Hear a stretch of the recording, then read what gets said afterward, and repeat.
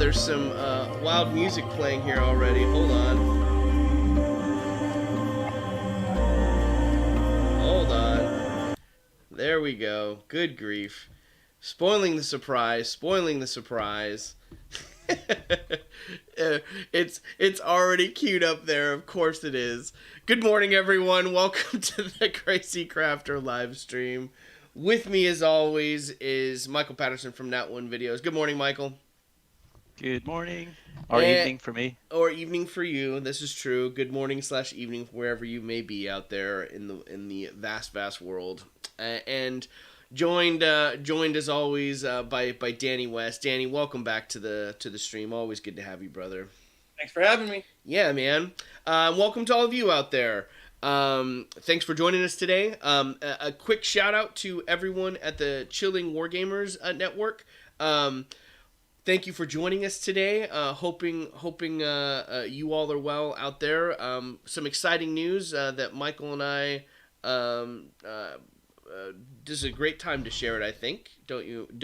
Yeah, we'll have to. To. It, man, yeah. We'll have to add it into the description below to the YouTube link to the Chilling Wargamers network. But after the show last week, our guest Josh Mackin over from the Pickle Jar is a part of the Chilling Wargamers network, which is an extensive, international community that is dedicated to supporting each other in their content creation on YouTube, and they have this extensive network that supports each other in their work, in the hobby, and spreads the word out to when any new content is being promoted out there. It's just it's a really wonderful network. It's a really cool network.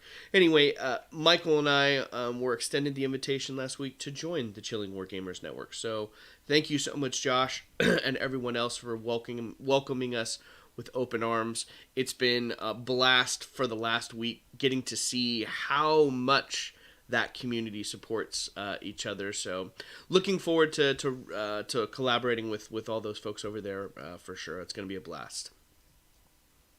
Yeah, I mean, I'm terrible at Discord, and I'm trying to keep up. There's so many posts in that one. I was like, whoa, this is a lot.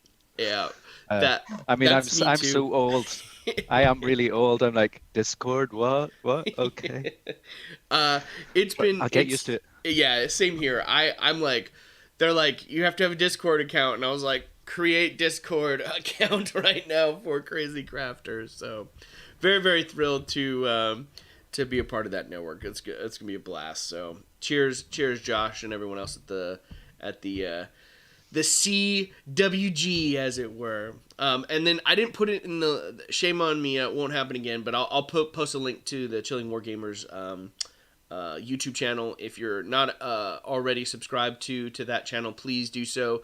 They also have... And the Pickle Jar. Yeah, and the Pickle Jar. They have an extensive amount of content over there, and they go live as well. So they'll get together and they'll chat about stuff that's happening in the tabletop community and craft as well. So it's yet another amazing opportunity to get together and hang out with fellow like-minded individuals.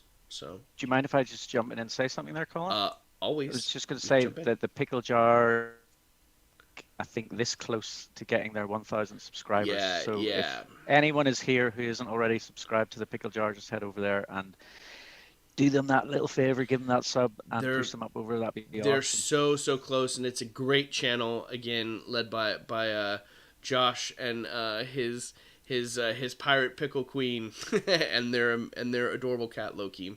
But they, I've been there for the last several weeks now, hanging out every Wednesday for their live stream, and it's a great time. You get to go there and hang out, and just, again, overwhelmed. I'm not the greatest mini painter at all by any means, and I really enjoy picking up all the techniques that Josh is sharing, as well as other folks that are there joining on the stream too. It's just some phenomenal way to spend your Wednesday. It's kind of Wednesday midday for us. I think it's 12 p.m. Pacific Standard Time, so it's lunchtime for us over here, evening time for everyone in the UK. But it's a great time to stream and hang out. You dig all the Danny, I think he was working on pirates this week.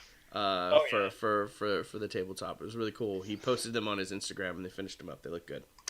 All right. Well, so big week.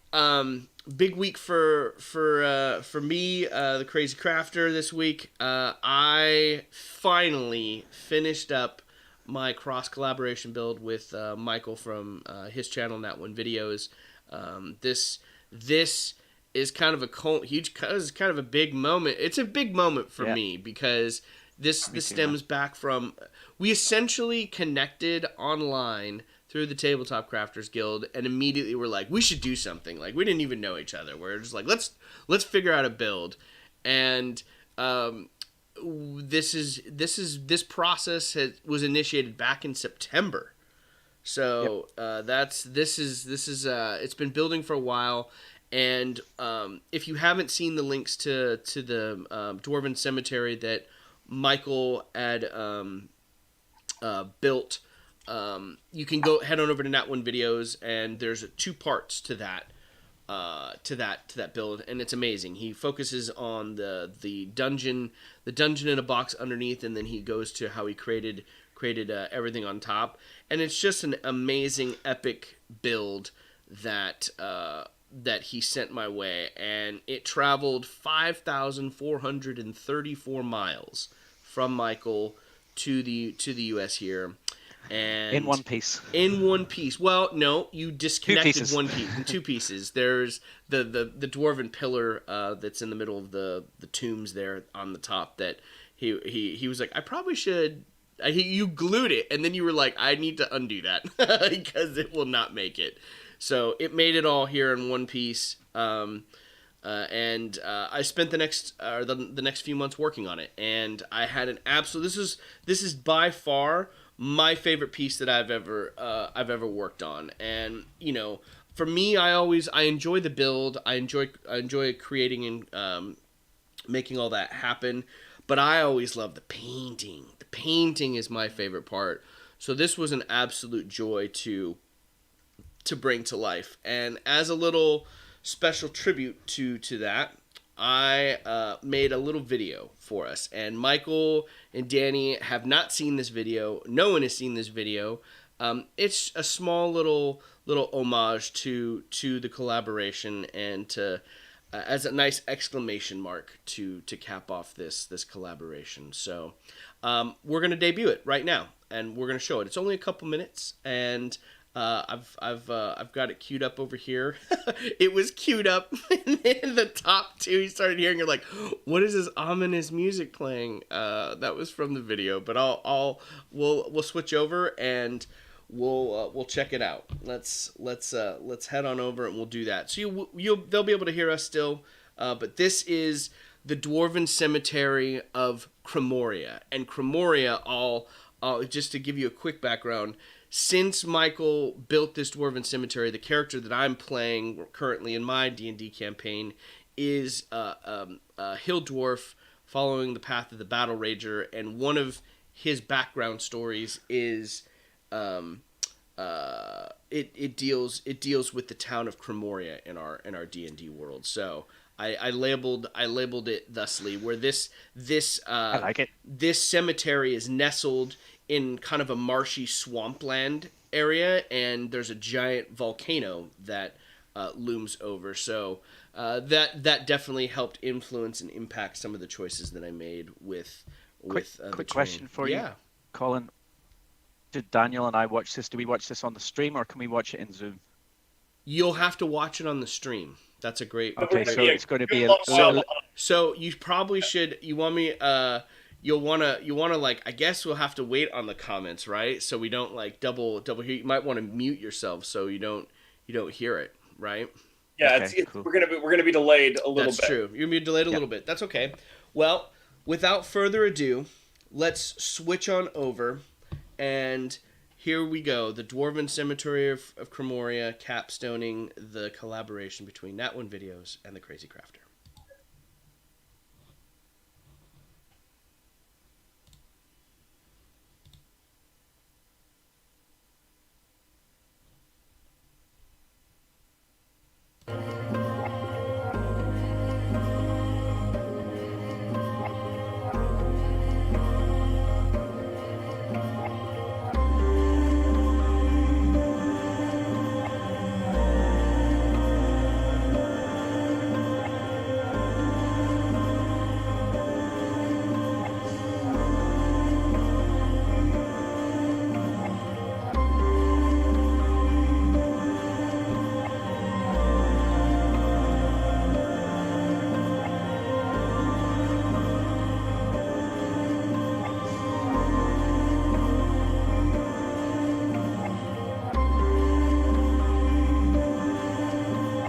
Guess we just went over 1,000 subscribers.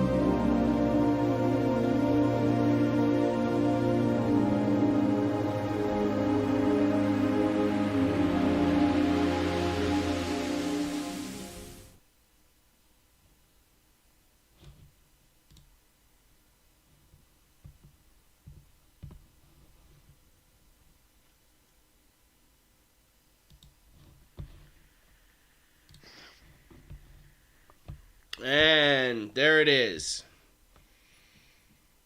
Completed. That was, there's, like, I don't know. It's a project that I probably will still continue to add and enhance things to, but it was definitely a lot of fun to bring that build to life, Michael. I feel like, I don't know, I certainly haven't built anything as epic as that ever. So to be able to work on something as epic on that scale and that proportion was a joy. So thank you so much for making it possible, brother. That was a pleasure, man. I'm like really, really happy that we're at this moment and it's out there and it's finished. But another part of me is really sad that it's over. And well, I'm just like, okay, what can we make now? Well, I've already got my idea that I'm actually going to. I'm not going to tell you what yet. I mean, if you think down real deep down and deep in your soul, you might be able to figure out what theme I'm going with based on what you love more, like, and that has been such a big part of your channel. So it's going to be Lord of the Rings themed.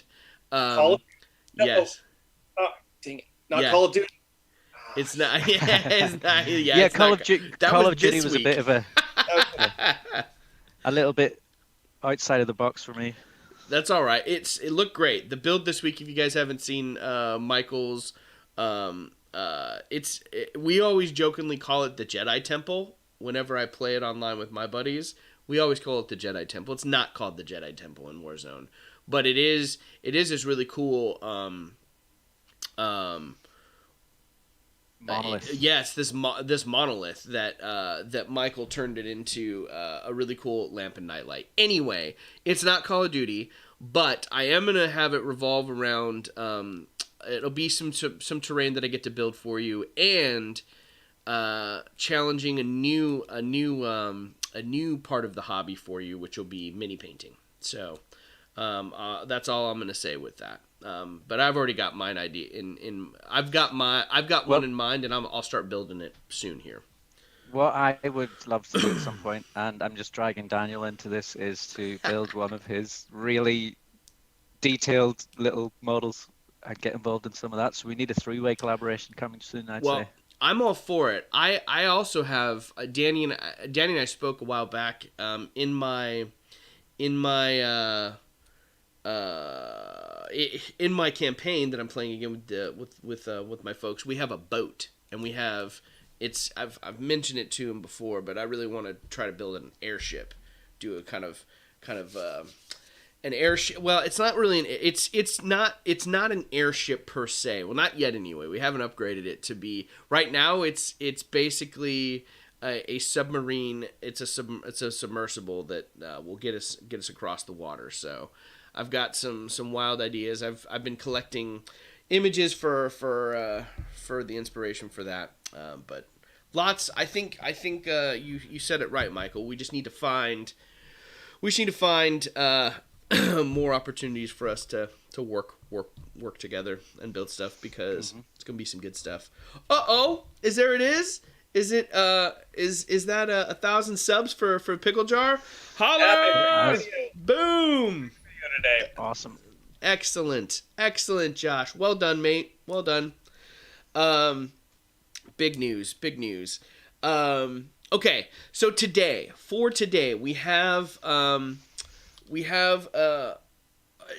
it revolving around the cemetery and building of the cemetery. Something that I thought would be kind of fun for us to share with you guys is how to populate your builds with miniature set dressing, whether that's tiny little pieces of cage, right? Whether that's tiny little pieces of table, chairs.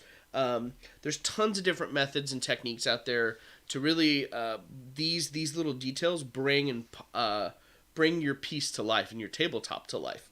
I thought it was so interesting too.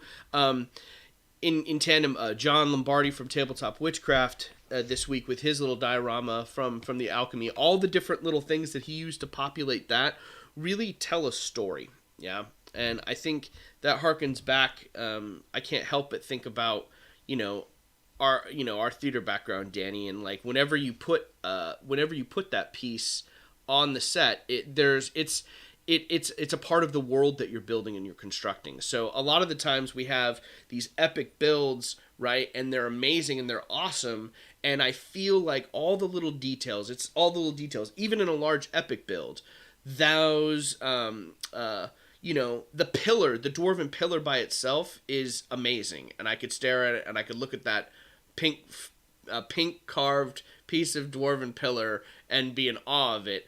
But when you start painting it and you start adding, it's always, it's the dry brush, it's the washes, it's the little details that start bringing any of these pieces to life. So I'm excited to have Michael share some of his favorite small builds, as well as Danny, and I've got some ideas for us here too.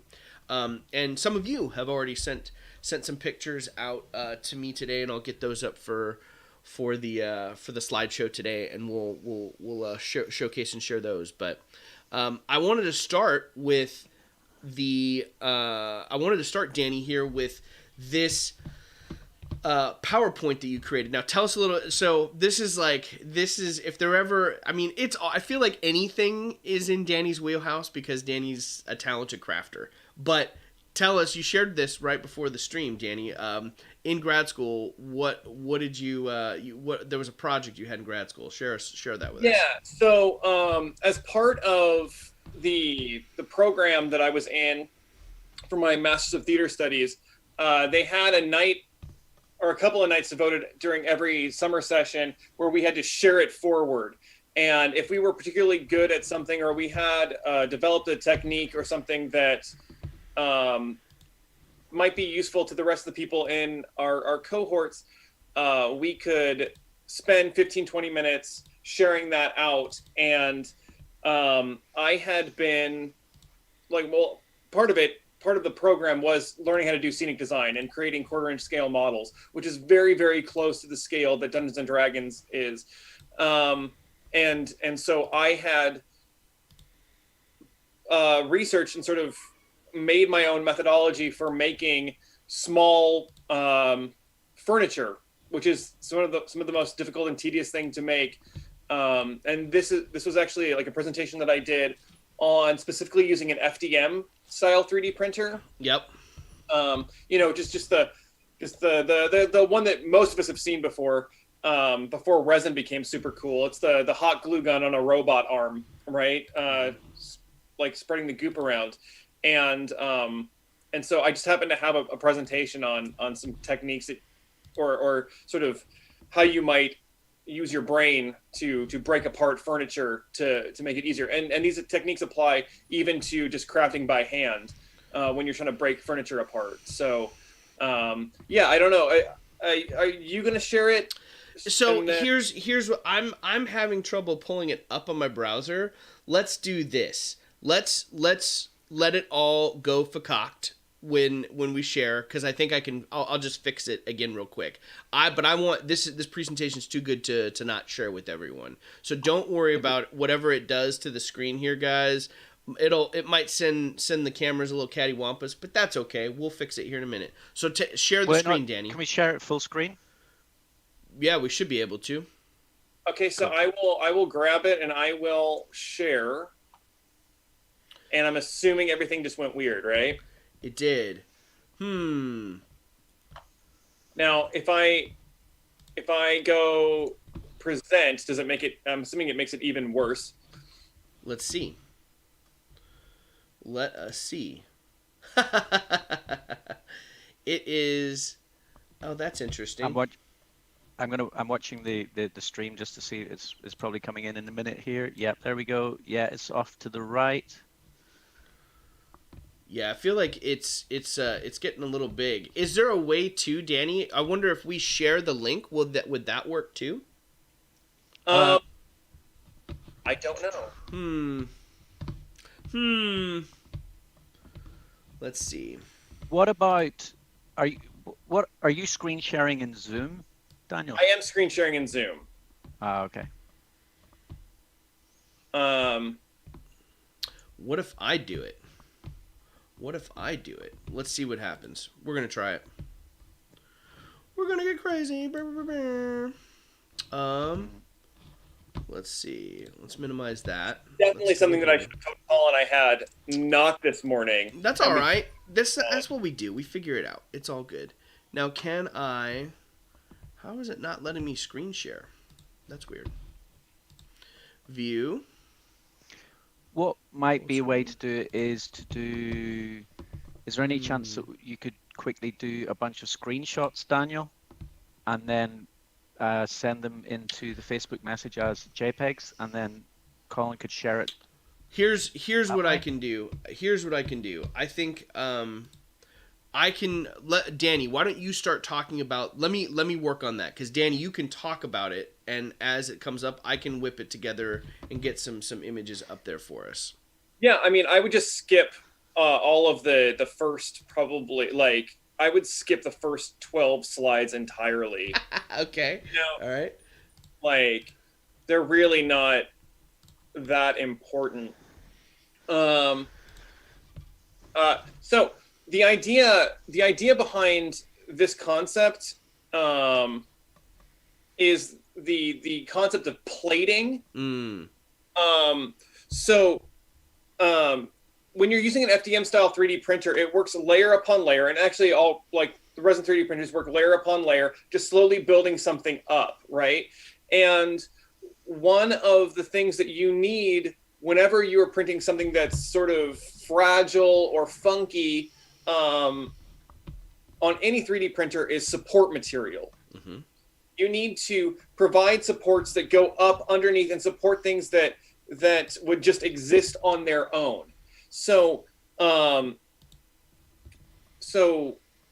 what the idea of plating is to take a shape like a chair, and as opposed to just trying to design a chair and let the printer try to print the little spindly legs layer by layer by layer, break the shape up so that it becomes the largest, biggest, flattest piece possible.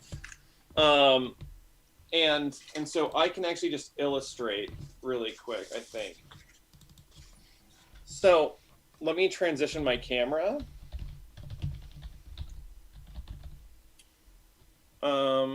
Except, oh, wait, sorry. Workstation transition. There we go. Now I should have my workstation up. Yep, we see it. And if we had a chair, which has a back, the legs, a seat, legs, etc., right? I want to make sure that looks kind of upright. Yeah. If we have a chair, Nice drawing. if we have a chair here, we could try to print it upright, but we would have all of these little spindly bits that have to support themselves as we start from the bottom of the chair up, and we get wobble, we get the chance for irregularity, etc.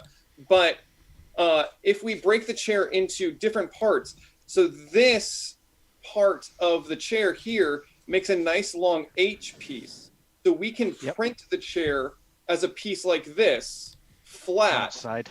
and it doesn't have to have any support. And we can print 2 of those, right? And now they're just laying flat on their sides. And then all we need to assemble the rest of the chair is a seat and a back. And then we glue the seat on top of the 2 H pieces and the back across the thing. And you can do the same thing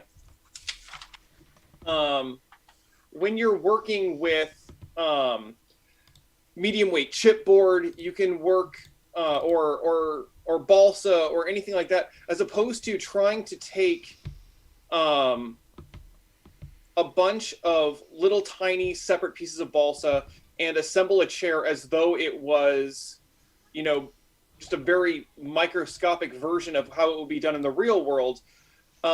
Taking the pieces, taking the essential shapes of an object and breaking it into as few pieces as possible. It works really well when you're printing flat on a printer, and then you do some assembly after the fact. But it also works really well if you are building in by hand. And I use a lot of medium weight chipboard. I watched Wylock starting a while ago, and he uses it all the time. And then I realized I was a darn fool for not doing that. But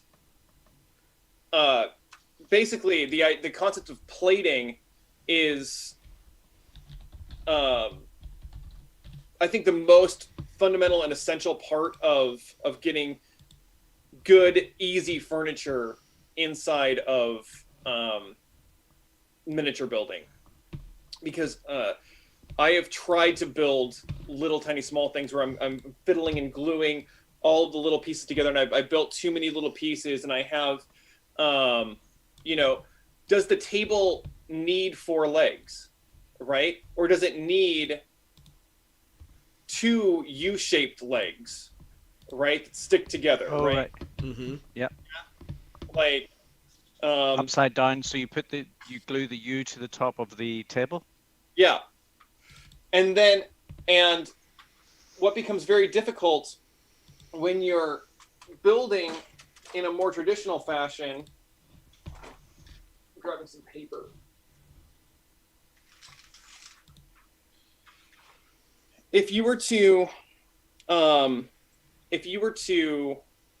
have a table and you have the flat tabletop, and I'm building it from the top, you could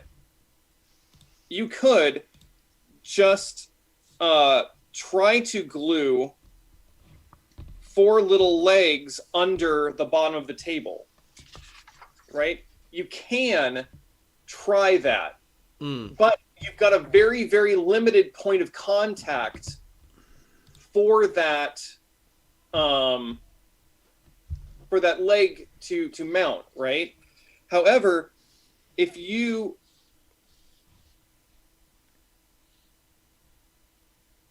I was to take like a U shape for my leg, right? And so I cut a square, and then I cut a square out of that square. Then I have the entire top edge to glue to, right? And I've ensured that these legs are going to stay straight up and down. because they were straight up and down when I cut them out, Mm. right? As opposed to trying to glue it, dealing with your tacky glue, it starts to get wonky. It starts to do funky stuff. Does that track and make sense? Yep. Yeah. Yep. And then you can build the table out of 3 pieces as opposed to 5 pieces that you have to cut. You can make sure that the legs are all the same length. Much easier, I think. This way, and really that principle just tracks through making benches, making chairs, making tables, making just about anything. And if the PowerPoint doesn't work, Colin, it's totally fine. I don't think anybody wants to like show up on their Sunday morning and be like, oh, Danny West is like presenting a PowerPoint presentation. Well, I it's still not working for me, but I think what I am going to do, Danny, is going to figure out a way to grab some of the highlights, because there's the measurements that you're adding in here for scale for the chair that you're talking about that when you bring it down to the quarter scale, it really it helps me as a crafter and trying to figure out a visual aid. So I'm gonna figure out, like, you and I can brainstorm after the stream and we can figure out how to best present that to, because there's some really good information in here, brother. I think it's definitely worth sharing. So we're definitely gonna do that. Yeah, I mean, if nothing else, the little bent wood that I make, I think that little bentwood chair, and I focused on that for the presentation, specifically because every theater has like 15 bentwood chairs. Yep. Right. It's important. Every young acting student has pulled the bentwood chair into the middle of the room so they can flipped it backwards, sat on it edgy, and delivered their really cool guy monologue. We all did that at one point. It's true. I still do it. What are you talking about? Yeah. Get my Udahagen chair work in, bro. Absolutely. Let me tell you about all this theater lingo I don't know anything about. Oh, we'll teach you. Don't worry. Yeah, You're gonna be once you know it though, then he's gonna apply it. He's gonna be doing it on the stream. He's gonna be sitting backward in Honestly, the chair, already moving. I've learned, like, that's the great thing about coming here every week is that and you can't underrate what Daniel brings to this stream, man, because I've learned a lot from Daniel on this Amen. one, so that's been good. Amen. Well, The lighting, sanding XPS, all of these things that I wasn't doing before, like getting the lighting for my little book nook was great. Yep. Well, then while we're at it, just the acting training has to start, man. Arms over the thing, kind of look over the top of it. There you go. Right. And then point. And then point. Yeah. And say something really depressing about your childhood. Oh no. Wow. Acting class. Where do I start? There it There it Where do I is. start? There it is, everyone. You don't Let's need let's not bring this stream down. we just elevated it. It went up. Get ready for the Shakespeare Festival. That's right. I'm kind of itching to get crafting here, guys. Let's do it. let's Shall I do just it. shall I just get started? Yeah. And- Why don't you? And we can chat about. Take it away. So every single one of us is bringing something to the table today to build for the tabletop, for the set dressing. So Michael, what are you going to work on today? So a couple of weeks ago we had Damien from the Cave of Crafting. Yes. And I've been watching his TikTok stream a lot. Okay. Really enjoying it. Love his stuff. And he has a little tutorial on his TikTok about making bookcases. It probably won't be exactly the same as his, but it's a general principle. It's like the bookcase part is probably a bit self-explanatory, but I really like the way he does his book inserts. He does that with XPS foam. Other people have been doing it in different ways. Mm-hmm. So I'm going to try and build that from scratch. Hopefully I can Nice. try and get it painted as well. And that's what I'm going to do. That's So shout out to Damien at the Cave of Crafting. perfect. Don't know if he's in tonight. Don't know if he is either. He's streaming every other week, by the way. If you guys, he's starting to do his live streams consistently every Saturday. Yep. If you guys haven't checked out his TikTok is amazing. I didn't have a TikTok before Damien came on the show, and now I have a TikTok, and I'm really enjoying following his. They're 60-second tutorials. They're pretty amazing. Yep. He's what is he up to, like 85,000 followers now on TikTok? It's awesome. Wow, that's like It's so 15, or that's 15,000 in the last week. In the last week, it's amazing. Holy crap. But he's got it down to a T. He's a good teacher. You guys should check it out. But the everyone's got their slight variation on the bookcases. But they're always something that I think is going to populate your tabletop. Like I kind of built bookcases for the Dwarven Cemetery. I used shelves for this one. I kind of went different. I bought these styrofoam balls that I've been kind of experimenting with. They take texture not as well. They don't take texture as well as like XPS, but they are pretty fun to like cut up and play around with different textures and different shapes. And I use those for shelves, and I made some books. So I'm anxious to see. I haven't seen this tutorial yet, Michael. What is the first step that he has when it comes to the books? What do you do? So the actual books, he is basically like, so he's grabbing a little piece of XPS film like this, strip. Yep. And then he's just carving into the back of this strip with a knife. Okay. I'm going to try potentially to do it with the hot wire foam cutter and see if that works. And if it doesn't work, I'll just get another piece. Cool. But yeah, and then you just have your line of books, and then it's more about how you paint it. And then that whole piece just inserts into the shelf, and it just looks like a row of books. So nice. That's the plan. That's what I'm going to try and do. I like it. I am starting to work out. As you're doing that, I'm working over here, guys. I'm going to try to recreate this little cage. So this cage is not my original idea. This was spawned out of my buddy Chris Fort, who's been on the show from Might and Magic brand. But I love this little cage. Like it'll fit your bad dice that's rolling poorly for you, but it also will work on a mini. You can put this cage over a mini, and the scale of this is it's basically 8 2x2 by 2 inch strips with the toothpicks that he used PVA to glue in. So I'm just texturing that up. That's what I'm working on right now. Just so as you guys are seeing me craft and carve away, I'm just making my wood texture now. Danny, what are you starting on? So I created a magic shop in the campaign that I'm running that my players seem to like, called Roldan's Clockwork Toys, and it's run by an artificer. Nice.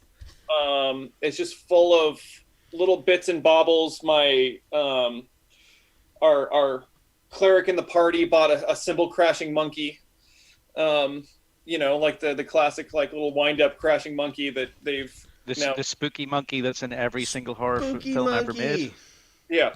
And so I am working on designing a whole series of shelving, and one of the things that I described in the room was table after table sort of laid out in the room, just covered in bits and bobs. And so I'm starting on the shelving, and then I've got most of the design done for the tables. And right now, if I switch my camera over, I've got basically I designed an IKEA furniture set for myself. And so I've got all of these little pieces of stuff to make variations on this little bookshelf that I designed. This one uses a sort of like mortise and tenon style on the construction, and I'm going to just sort of like a slotted construction on the rest of them. I was hoping to do something that was like maybe slightly more modular. What I think I made is something that's slightly more tedious to try to construct, but we shall see. And I will get my goodness. How am I going to do this? I'm probably just going to grab the bottle of tacky glue and start slapping pieces together, I think. Nice. Yeah. Nice. Yeah, we'll see how it goes. In addition to, and jump back in here, Michael, whenever you want. Yep, in addition to the, that's what I didn't grab, but I can make do with it. I'm going to take some of this cheesecloth. I've had this cheesecloth for forever. I'm going to take some of this cheesecloth. I'm going to cut it up, and from there, I'm going to wrap it around some XPS foam to give it some bulk. And from there, I got to hold it forward here. I'm going to wrap it up. I'm going to try to make little sacks, little like burlap sacks, for like some dry goods or some stuff that you might be finding around on a dock. So I'm doing that, and then I'm also going to show you guys how to make barnacles tonight. I'm going to show you guys how to make barnacles tonight, and I'm going to show you how to make barnacles with hot glue. Yeah, the barnacles with hot glue is one of my favorite things that I discovered. I don't know if anyone else has done it. I haven't seen it, but like I know green stuff is like, I was gonna do green stuff originally, but then I'm an impatient crafter, and I was like, I wonder if I can do it with hot glue and like try it that way. And I thought it turned out pretty good. So I'll show you guys what I did to create barnacles. Who doesn't want barnacles in their life? It just makes me think of Tintin and Captain Haddock. Most boat owners, right? Yeah, most boat owners probably don't want the barnacles. That's true. That's true. That's where they get a little well, like, sans the boat owners, but us here in the crafting community, barnacles add detail. Barnacles add story. So we like the barnacles. How's the bookcase coming, Michael? Good. 3 pieces in before I glue it together. Ooh. And so one thing that I am going to do slightly different to Damien is I am going to add a magnet into the bottom of this book nook, and the reason for that is Tina, who's in the chat, I've been chatting to Tina quite a lot recently, and kind of working on an idea of her. There's her idea. Yeah, it's such a good idea, and she's kind of letting me have a go at it and do some stuff on my channel with that idea. That's all going to come out very soon. But so I'm actually making this for that piece, which is really cool. Well, that'll be fun. I'm anxious to see. I've got a little bit of a sneak peek of what that's going to entail, and I'm really excited to check that out. Tina, that's going to be the one where, if you're game, I'd love to have you on for that one as soon as. I have been chatting to Tina about trying to get her on and stuff. I think it might take a little bit of persuading. Well, Yeah, do it. Come on, Tina. Come hang out. Person. It's Exactly. it's the same thing that you're doing in the chat, just on Zoom, and we're crafting. It's us. We're chill. And in addition to that, like the we don't bite hard, right? It'll be fun, Tina, and also the build and the concept that you've created, I think, is something that as soon as that video is released, I'm building it for my tabletop, so it's going to be quite epic. And as far as like it's super functional, so yeah. I'm excited. I'm excited to see that. I have seen other people do similar ideas. There's a new YouTuber. I can't remember his name. I wish we could remember his name right now. The channel. If it comes to me, I'll mention it. But he's done a similar idea, but it's not as free flow modular as Tina's idea. Like basically Tina's idea, you can. I'm giving a lot away here. I don't want to give too much away, but it's much more functional than that idea. Anyway. That's what I'll say. Because, let's keep that idea a little bit under wraps for now. All right. I'm excited to see it. It's hard not to talk about, because once you guys see it, we're like, like it really, it's going to be, it's going to change the way I approach terrain. So, it 100% will. I'm looking forward to it. So, hurry up, Michael. Create that video. Yep. I'm waiting on a few supplies, and once the supplies come in, I will get started. Nice. This week, on my channel this week, I'm actually really considering. I've been doing a lot of crafting for the last 6 months, solid, and late nights. Tired, and also probably need to do a bit of family stuff and things like that. So this week might not even have a build video on my channel this week. I will put a video. I will put up a video for people to watch. Something different, maybe something just to try and trigger a little bit of inspiration for people in their builds. Nice. But in terms of me getting, spending like 4 or 5 hours an evening trying to get a video ready, I think this week I'm going to give myself a little break and focus on some family stuff. Yay! Family's the most important. Yeah, it's just got to be done every now and again, and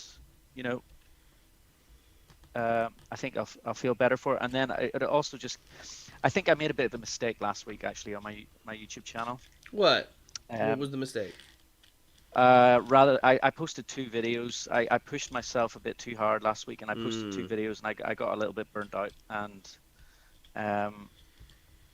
yeah, It's easy to do. The burnout is real. The burnout is very, very real. For those of you that have been with the Crazy Crafter channel since its inception, which not some of you have, Michael has been there for a while, but if you go back, there's before I decided I really wanted to focus on live streaming, I did a couple of just homage like videos where I did some build stuff and tried to produce weekly stuff, and I stockpiled my content about a month before I started releasing it, and I still got behind, and it still was just like, even in that like 6 weeks, I was just like, this is hard for me. Like it's very challenging. So certainly gave me a new appreciation for all of the content creators out there that I admire and really enjoy. It is a labor of love, y'all. It is a labor of love. So kudos to you, Michael, for taking the time. That's important. I'm just going to run to the kitchen and see if I can find some non-stick parchment paper so I can glue this together on top of something that it's not going to stick to. But guess what? I will be able to hear you and talk to you because I've got these cool headphones on. You leveled up your headphone game, bro. That means I can't say horrible things about you while you're gone. Yeah, dang it. Ditch the headphones. Ditch the headphones. We like saying terrible things. It's really going to change the stream. Oh my goodness. So in addition to what we're building out there, what are some of your guys' favorite set dressings or pieces that you like to build? I know some of you have sent me some pictures about what you've been working on for your miniature set stuff, but is there anything that you guys like to add or build on when you're doing tabletop? Like, is it furniture? Is it little props? Is it potion bottles, right? Is it little stuff like that? While Michael is away, I've textured my sticks, or my pieces of wood for the cage. Something else that I really enjoy too with the tabletop experience is building little potion bottles, right? Some of these there's some beads out there, Danny, that are like amazing. Like, you can just take little beads and the little grass tufts. I got this one here, right? You guys can see, maybe you can see it up there in the stream. But I basically took like a little grass tuft and shoved it in this bead. So now it's a plant. It's a little plant with a planter on it, and you can populate your stuff that way. I really, whenever I go to the craft store, I'm always looking for stuff that's on sale. But then just little stuff that has the beads that are different texture. Like, you could make this could be an urn, this could be a cup. You could do all sorts of stuff with this. But I like all these little beads. If I find them, I'll collect them, because you never know how they're gonna look on the tabletop. Like, I like the different shape, and it's got some really cool texture. You don't need to paint it. All you need to do is just throw it on the tabletop, right? For me, man, I've been revisiting Skyrim recently, and a couple of those beads you held up, I was like, oh yeah, that's a burial urn. Because if you played Skyrim, you've spent a lot of time just opening burial urns. That's right. That's right. But there's lots of really cool beads out there in the cemetery build. I built this little stone table in kind of like the grand room for the dwarves. It's the largest room that Michael built in the dungeon. And in the middle of it, I wanted to put I basically stacked a couple different beads together.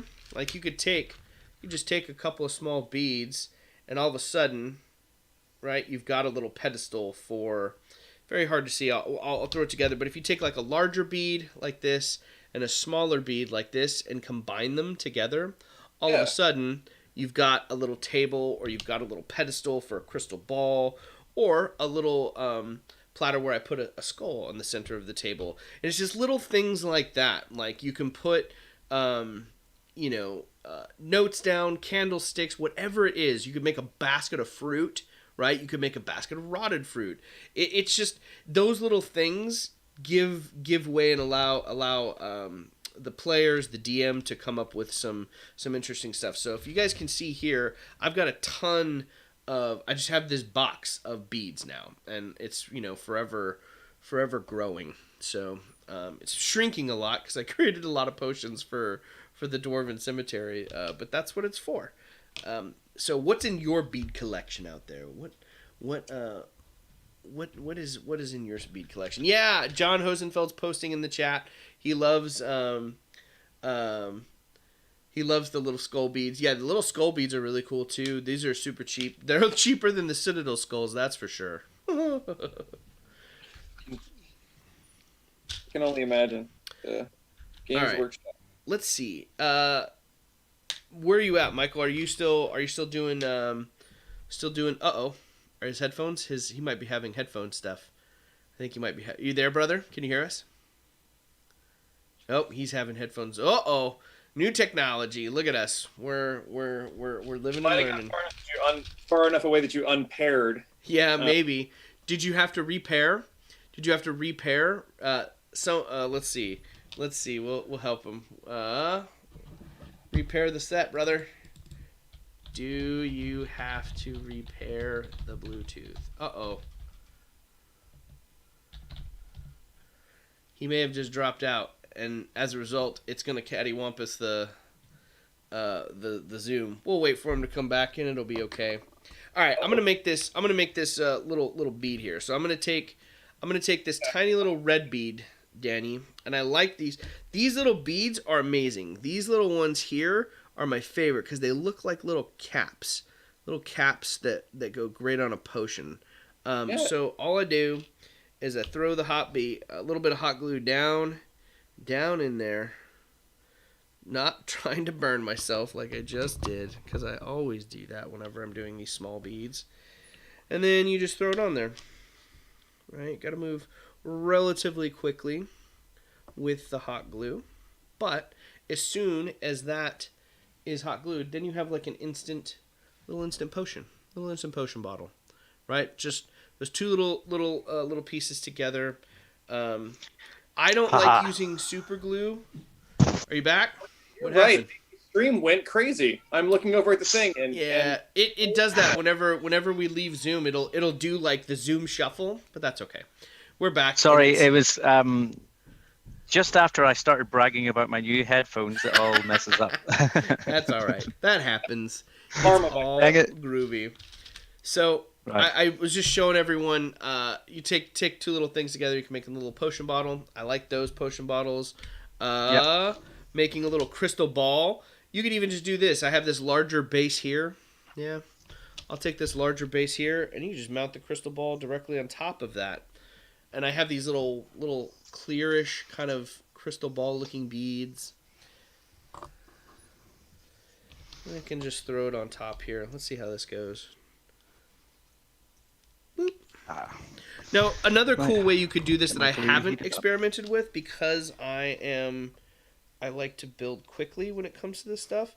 You could do some really cool stuff, and I'm going to start doing it. What is it? Jaza, were telling me about Jaza, Michael, and he is like I love master sculptor, and everything. I was just like, He's an bro, artist. I need to like start crafting with the green stuff and clay a little bit more. Same with that the guy that you shared who did the link diorama recently. His build was North of the border. North of the border was great. Awesome channel. Yeah. So here's my little crystal ball, right? Just taking simple materials, whatever you have laying around, and combining them, you can come up with some cool stuff. And all of a sudden, right, if I were to make this my tabletop, boom, got a little crystal ball on there already. You have Hold it a little higher. Yeah, I really like that. I really like that silver, like the base that you have on that crystal ball. Yeah. Like, I really like that bead. Yeah. So all of a sudden, your table or wherever, your bookshelf, whatever it may be, starts to get populated with all these little details, and I think it's those small details, right, that just make everything happen. I did a production of American Buffalo a couple years back, and in that show, it takes place at a pawn shop, and it was one of my favorite sets to be on because the shop was just piled with junk, and it had all this stuff, from the late 70s. It was just, it's something that immerses your audience, right? You're immersing the audience into the world. You're immersing the actors into the world. I'll never forget the director of the show. Someone brought Fresca bottles from the poker party the night before, and they weren't from 1977. He was just like, not on the set. He's like, I want it to be from the period. To be he wanted everything to match up with the time period, and it really does change things. It makes a difference when you start adding all these little elements. Same for the tabletop too. Same for the tabletop. That is 100% the kind of set that you want to stand on, but oh man, working props on something like that, It's a lot. It's super rewarding and super labor intensive. Yep. The research component, just that is work. That's the dramaturgy. Yep. All right. I am looking for a wire brush to try and put some wood grain in this XPS foam. I've got one right here for you. Oh, cheers, man. Thank you. No problem. I do have one somewhere. Yeah. I may have to do it with a pencil. Yeah, I think I'll just do it with a pencil. Otherwise, I'll be wasting time. See how big. This might be too big. I'm gonna try this.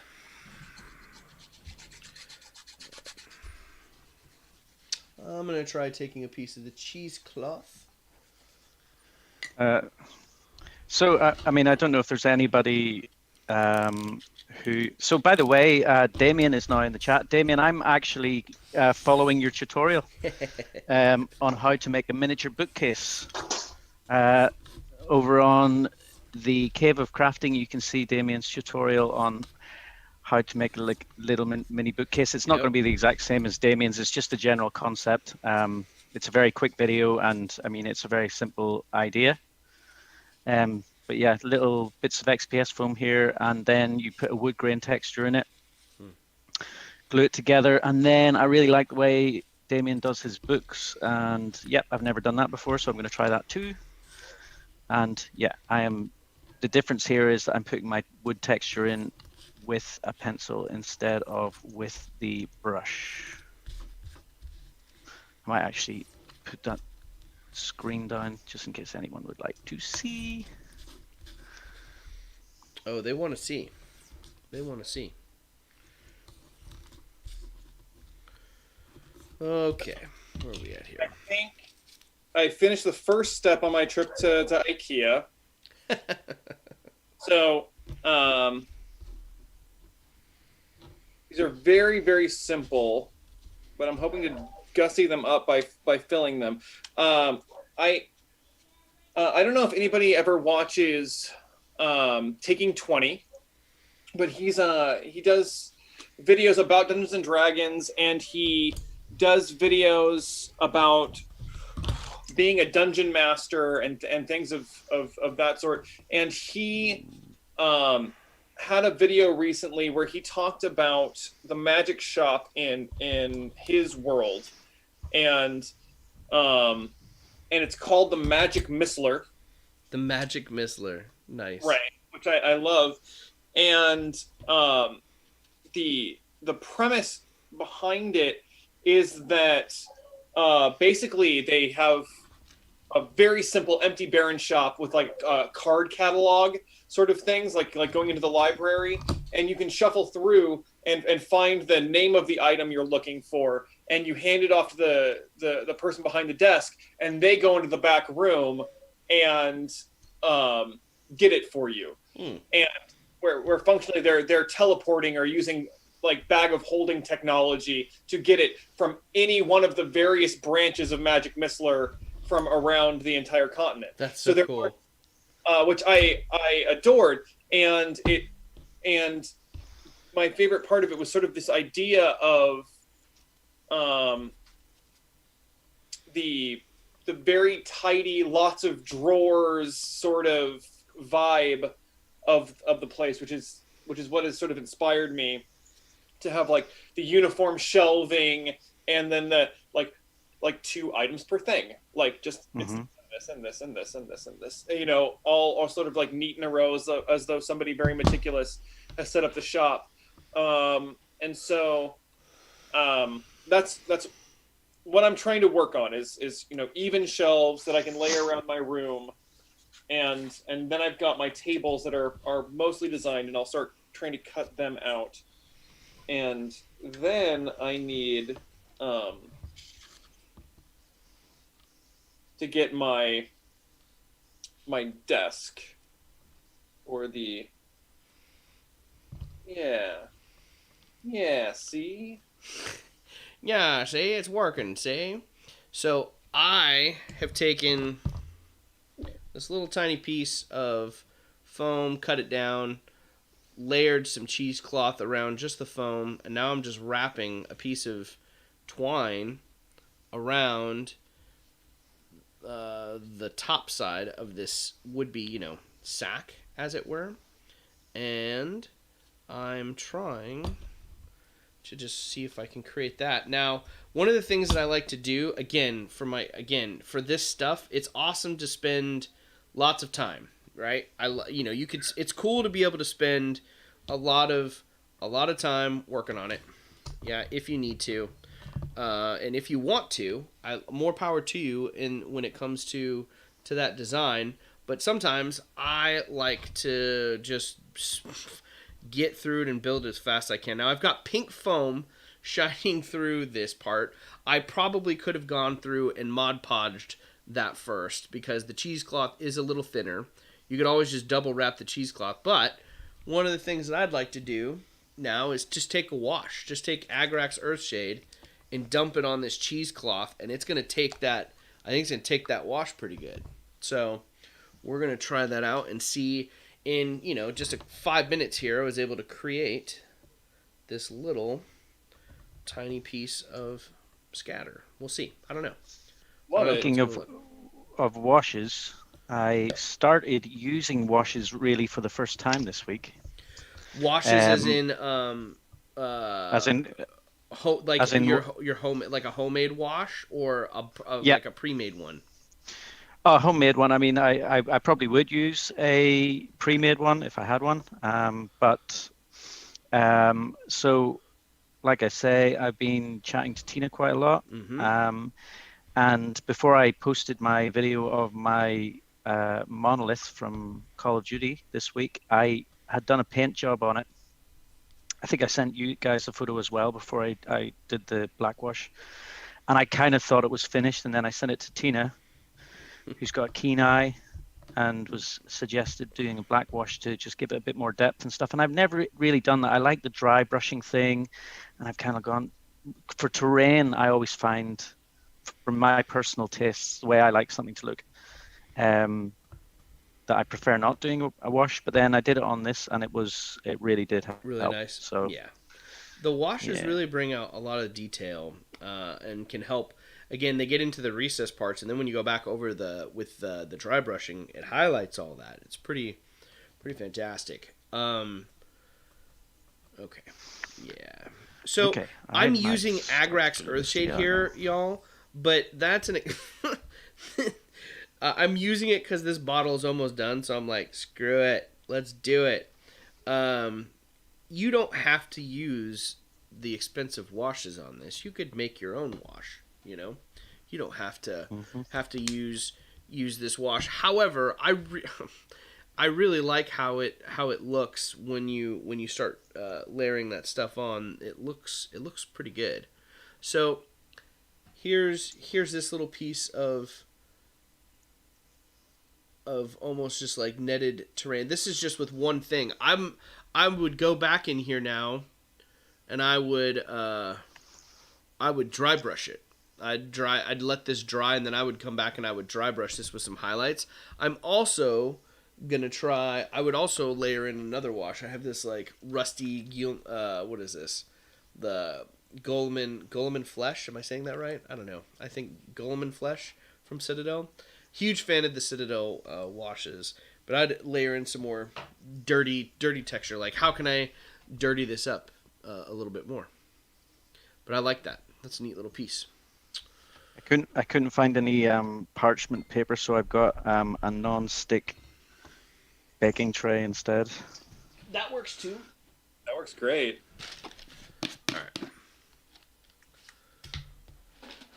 All right. You guys ready to see the barnacles? Yeah. Blistering barnacles. So you can take whatever you have. I've used this successfully with a piece of cork before. I'm gonna try it on the piece of wood here. I think it's gonna stick a little bit more to the wood, but that's okay.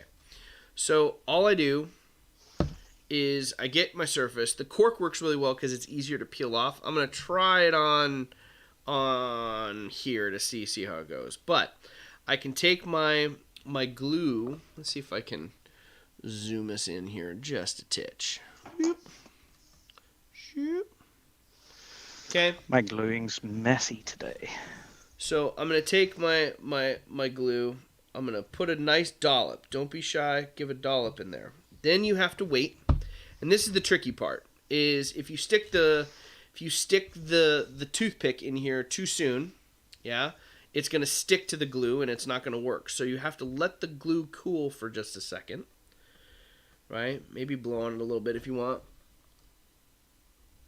And then when it gets a little bit drier, all I'm going to do is I'm going to take the toothpick. I think this is still probably a little too early from it. No, it's pretty close.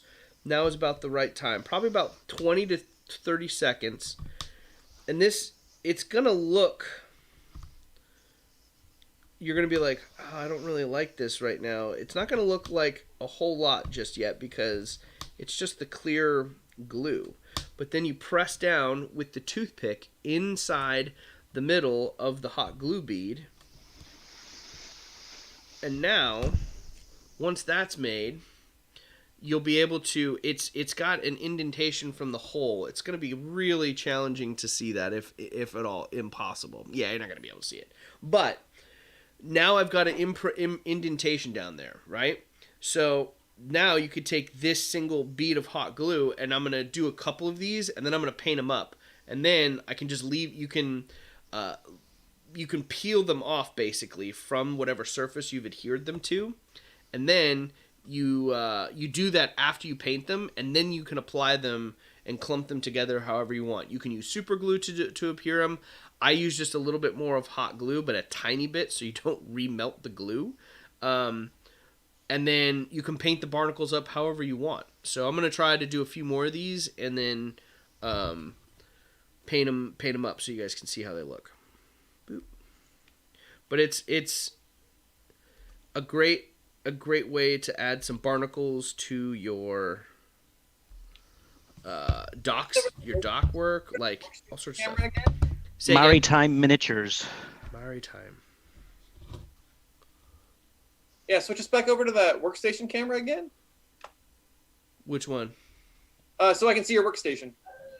You can't see mine? I'm here. I'm right here. Boop. Boop, boop, boop, boop. I see your face. You see my face? Are you watching the stream? Both stream and Zoom. Huh. Interesting. Interesting. You can't see my crafting station? Not currently. I don't know. Maybe I'm alone, but I know on the YouTube I see your face. Huh. And it's a sight to behold. Don't get me wrong. It's here. It is here. What a face! What a face! What a face. Now that's a face for radio. Oh my god. That's true. That's true. I can't even remember where that quote's from. Now that's a face for radio. Oh man. These I waited a little bit long. I can still shape it. I don't know. Does anyone else see my crafting station? I see my crafting station. I see my crafting station. I don't know what's going on. I don't know what's going on. Okay. So there's my barnacles. Now let's paint them. Let's paint the barnacles.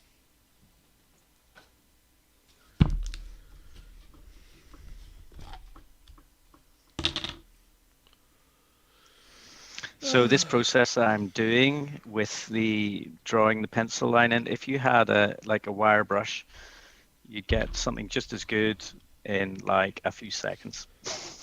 Oh well. That's okay. Although with this, you can really draw in the actual grain that you want. So yeah, that's the trade-off. Is you get some good grain work going on there. yeah.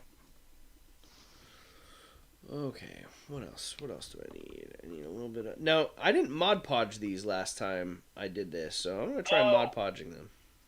Do you see it? I'm just being silly. On the stream, yes, you have your face and your station. On the Zoom, you just have your face. Yeah. I don't know what I'm doing with my life, Colin. You do, Danny. I mean, we knew that already because you're here on the Crazy Crafter stream. Like, what are we doing with our lives? Like, I mean, we're sitting here. Basically, we're in the chat. Yeah, no, we see the station. Like, we see the station. So, no, the problem, it's not you, it's me, Colin. Okay, I've heard that before. And Amy is blaming the gremlins on my problems. I think that the problems really are just me. It's just me. It's just me. Just you? Aw. Yeah. Aw. Brain not working so good. Oh my gosh. Where is this thing? Come here. Ooh, I'm very happy with this now. Let's see it. Mmm. No shelves yet, but Ooh, look at that texture, though. Look at that wood texture. It's very nice. That's very nice. yeah, getting there. Shelves. Let's have 1, 2, 3 shelves, I think. That's a new thing now, isn't it? It sure is. It sure is. It's been a thing. I think the Oh my goodness. Okay. Next step.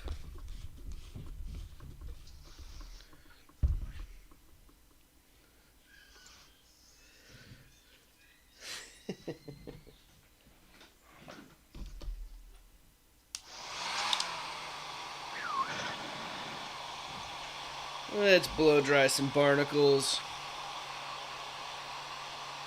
Sounds like a set of swear words. Blow dry some barnacles. Yeah. Blow drying barnacles. Yeah. Where are you at with your IKEA build? I bet you your build is easier than an IKEA build, by the way. That's not necessarily a knock on IKEA, but it's also kind of a knock on IKEA. Man. Take that, IKEA. Take that, IKEA. I'm doing okay. I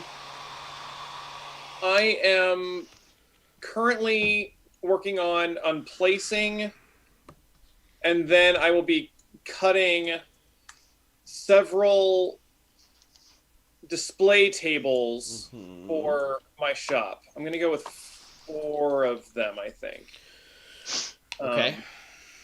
And we'll see how that goes.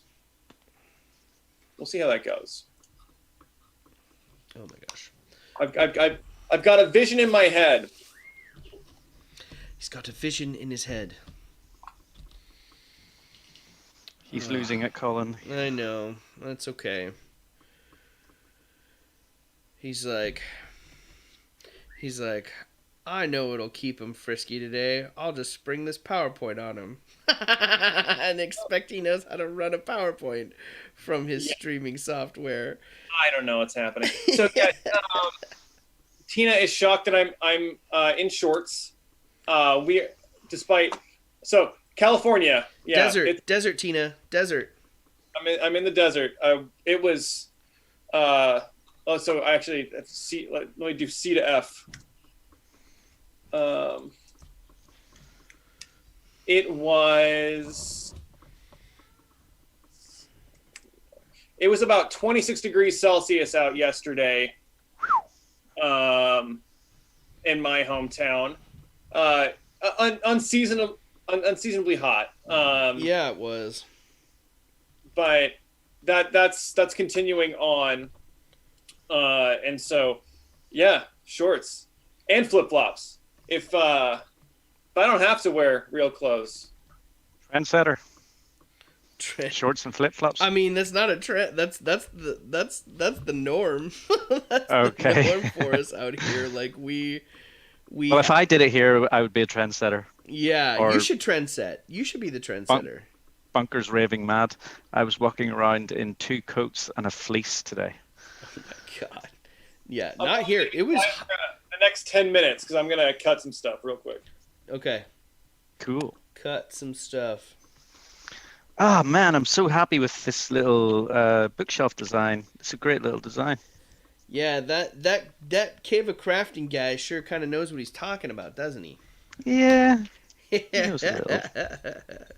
Super fun builds. I love the bookshelves. When I built mine, I used what did I use? I used a combination of balsa wood and I just think dollar store foam core. I used the balsa wood for the shelving, and then I textured the shelves a little bit, but I didn't do a whole lot. I wanted something that was sturdy because I knew I was gonna pile on junk when I last made bookshelves for our my buddy that is the wizard in our campaign. I made him a wizard's diorama, and I populated his whole thing with bookshelves and like put a bunch of like as many. It was I wanted it like disorganized and messy, and so I used the balsa wood, and I thought that was, I don't know, those worked out well. The bookshelves are fun to make because I'm having a lot of fun. I did individual books though. I like doing the individual books as opposed to the. I may do in terms of the row of books. I think Damien's method is really, really handy. Yeah. I may also want to have an individual book or a book lying on its side. Do you know what I mean? Yep. Maybe an open book on one of the shelves. Yeah, the open book is good, and then I like being able to see the individual pages and textures, and you can get really, really intricate with the books. I mean, all of this. It doesn't matter if you're right going down to barnacles, right? I'm doing barnacles. It doesn't matter. Like as detailed as you want to get. I think the more detail you add to the environment, it makes me happy. That's my happy place. If you guys can see, let me see if I can adjust it here. No, it's hard to adjust on that macro level. Anyway, I can hold them up here a little bit better. Josh had a great system for focusing in on his miniature painting last week. I thought it looked really good. He got a great shot. He got great shots, and he sent us an update too for later in the stream. We'll get to that here in a second too. Those of you that have some builds you wanted to share. Let me see if anyone else sent me anything. Oh, let's see.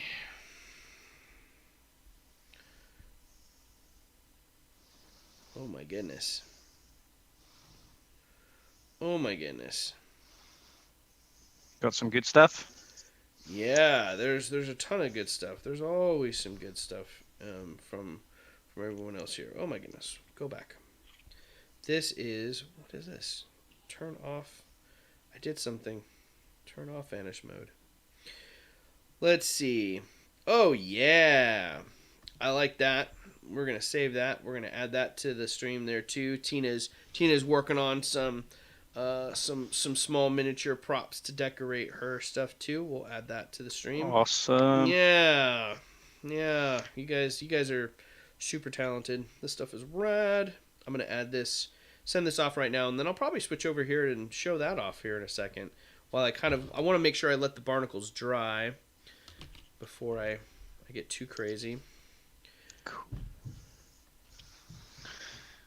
I'm actually so happy with how this little bookshelf is going. You're gonna dig now. Like, I'm telling you, it's where the jam is at. What's the smallest thing you've made before for the tabletop, Michael?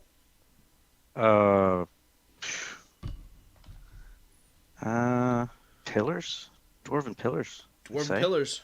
Wow. Okay. Which is not very, very small. I really haven't gotten into the room, like this prop side of things before. Yep.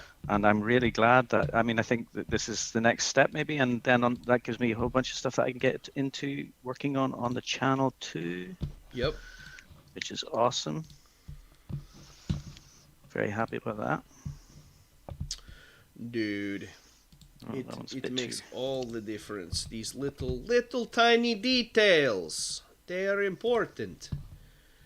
Oh yeah, we're adding that. That's added. Well. Okay. One shelf is slightly, I might have to put some props on that shelf then. Something small, like a little potion or something. Alright, I'm gonna add this. I'm gonna switch it over. We're gonna, while my barnacle's dry, I'm gonna switch over and show off some of the builds from this week. We're gonna show these off. Woo, woo, woo, woo. Oh, nice. Yeah, these. See, here we go. Barnacle themed. Their Captain Pickle. Josh. My barnacles match your pirate theme this week. Unintentional, but most welcomed. Look at those minis, dude. Those pirates came out really, really. Those are, that's a bang up job. I love those eyes, man. Someone teach Carl. Carl has offered me suggestions. I gotta get better at eyes. I just need to more practice. But we can see some work on the.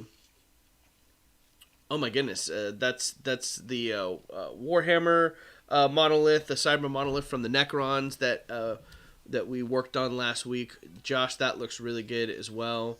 Tina's posting up some pictures. Look at those tiny chairs that Tina's got going on up in there. We also have what else do we have in here? Tina, I know, is posted. She made a little quill and candlestick here.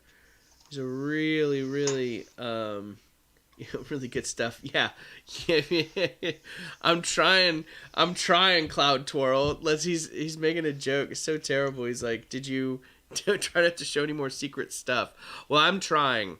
I don't think I showed anything that I wasn't supposed to today. I don't know if that was ever discovered or not, but I hope I didn't ruin it, Josh. I totally biffed that last week. And then let's see, it's the smallest thing I made. The riding feather. How did you make the riding feather, Tina? Don't push that button. What, you mean this button? This button right here that I show everything? What a goober I am. These are great builds, y'all. I really, really, really, really dig all the furniture you guys are showing in there. That paint job on those minis is spectacular, Josh. And the Necron monolith, all detailed up. Wait till you guys see that up on the stream. It looks really good. That's really cool. And so that's what I like about your idea, Josh, in transforming that MDF kit. It looks completely different. The little quill and pot for that looks amazing. The candle looks good, dude. Very, very impressive. Very impressive, y'all. You guys are doing great work.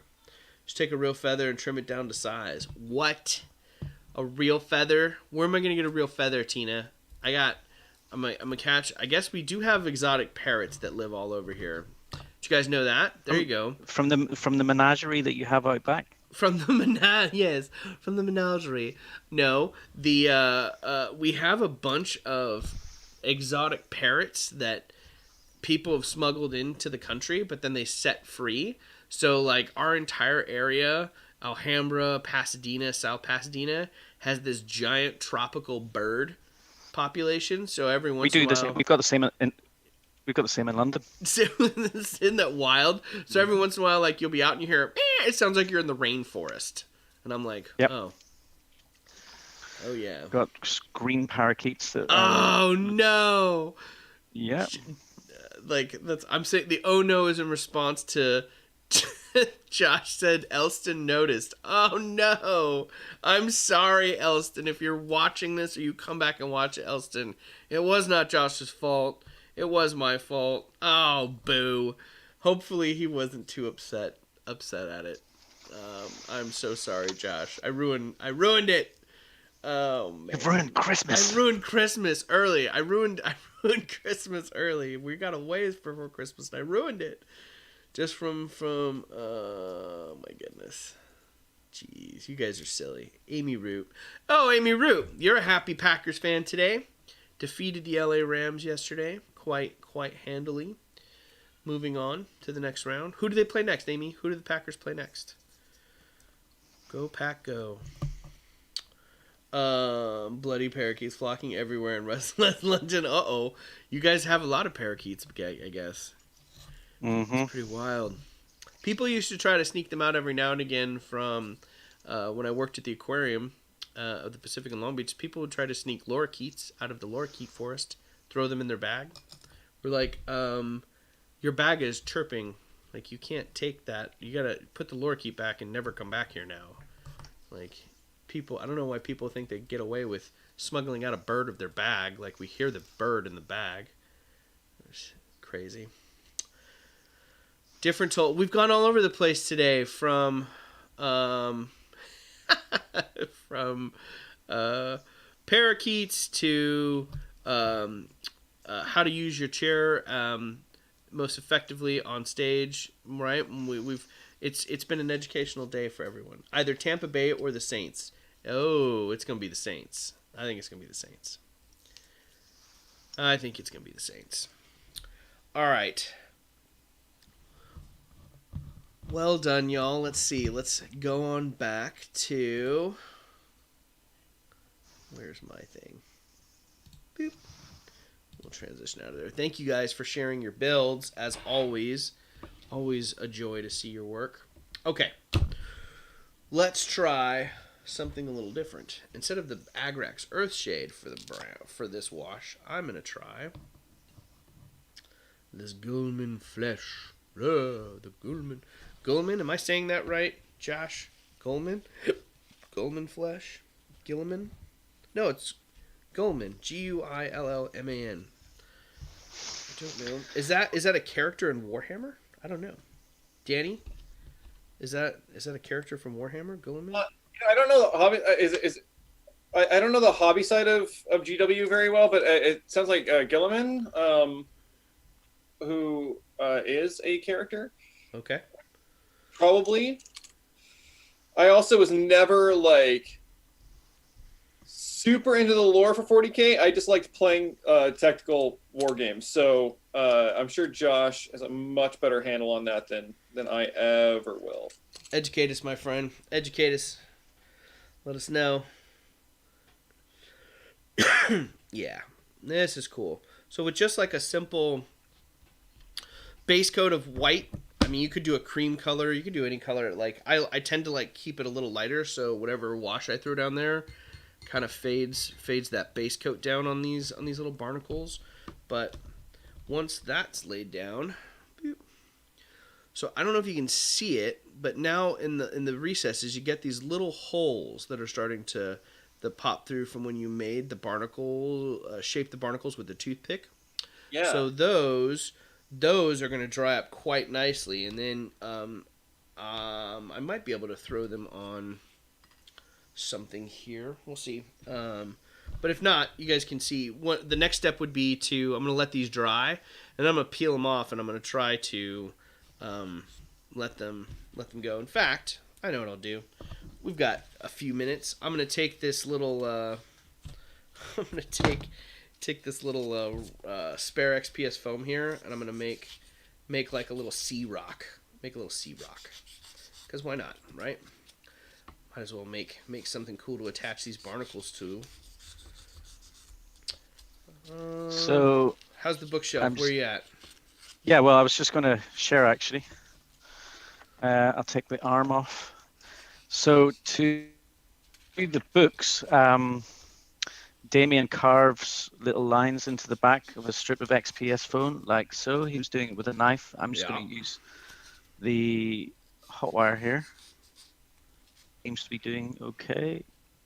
Just touching it, and then that's my row of books.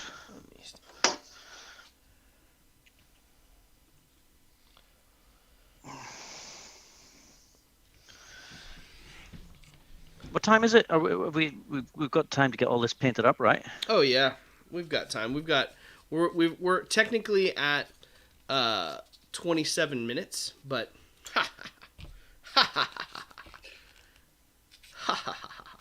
So to I believe the official name of that of your guy from 40K is Girly Man.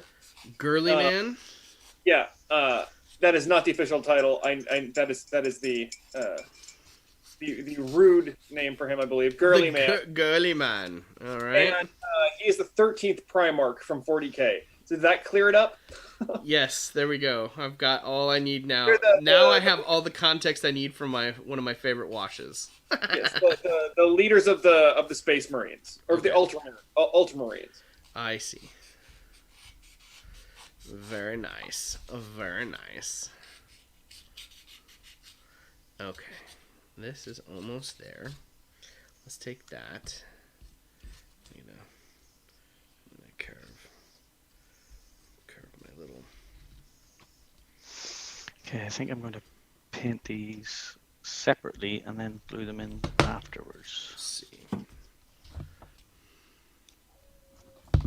That's probably a solid choice. Just trying to keep that brush from getting in and around. Yep. Everything else. Yep. All right. I'm back in IKEA land. You're back in IKEA land? Some assembly required. That's where we're at. Keep that middle shelf free for some mini stuff. I'm just sitting talking to myself here. Oh. It is a habit I have whenever I'm crafting. Just sitting, talk to myself. There's nothing wrong with that. There ain't nothing wrong with that. 2, 3,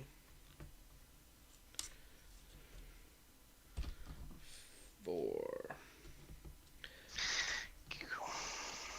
No, we got some real riveting stuff. All of us working quietly. Yeah. Colin providing the Sesame Street portion of our thing. Is he? as I count toothpicks to make sure that I get the right amount. Yes. It is the Sesame Street portion. That's good. Maybe I should mark it. It's kid friendly now. Now it's kid friendly for. Although if 1, I 2, do 3, that, 4, 5. it takes out the the comments though. I don't want to take out the comments. Oh, does it? It does. It doesn't allow the comments to happen. 1, 2, 3, 4, 5, 6, 7, 8, 9, 10, 11, 12. Oh my goodness. Right. Let's do some painting. Woohoo. I like the painting. Boop boop boop doop. Oh my gosh. Look at this. Tina is saying that you talk to yourself because you like to talk to smart people, Michael. Yeah, that's the way to think about it. Yeah. Thank you. Yeah, let's go with that one. Let's go with I'm that. certainly talking to the smartest person in the room right now. Oh. Wait a minute. Oh. In this room, I didn't mean the stream. Are you talking about the virtual room? I'm talking about physically this room where I am the only Oh. person here. I see. As in, it wouldn't be hard to talk to the smartest person in the room. I see. I see what you're saying. Okay, I can get behind that. Am I digging a bigger hole for myself? No, you're not. So the paint job as well, if anyone goes and watches Damien's version of these bookshelves, I am now veering off and doing just my comfortable way of painting. He does it a bit differently. So go and check that out on TikTok. Give you another option. TikTok.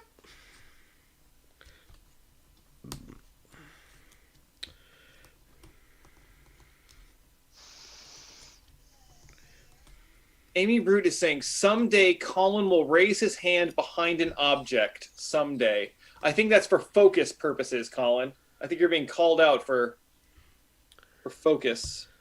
Ooh, that's actually not a bad idea. What is she talking about? Like, she's talking about my... If you hold your hand up behind, when you hold up something in front of the camera, hold up your hand behind it, and it might focus a little bit better. Achievement unlocked. Achievement unlocked. And there was much rejoicing.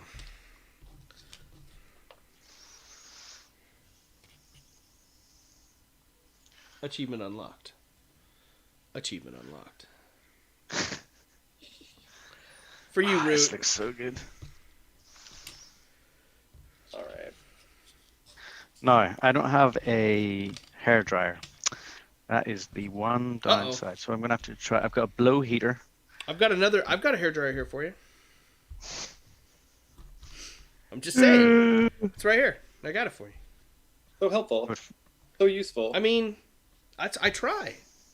That's the level of teamwork that we bring on the Crazy Crafter Live. Teamwork makes the dream work. Oh my gosh.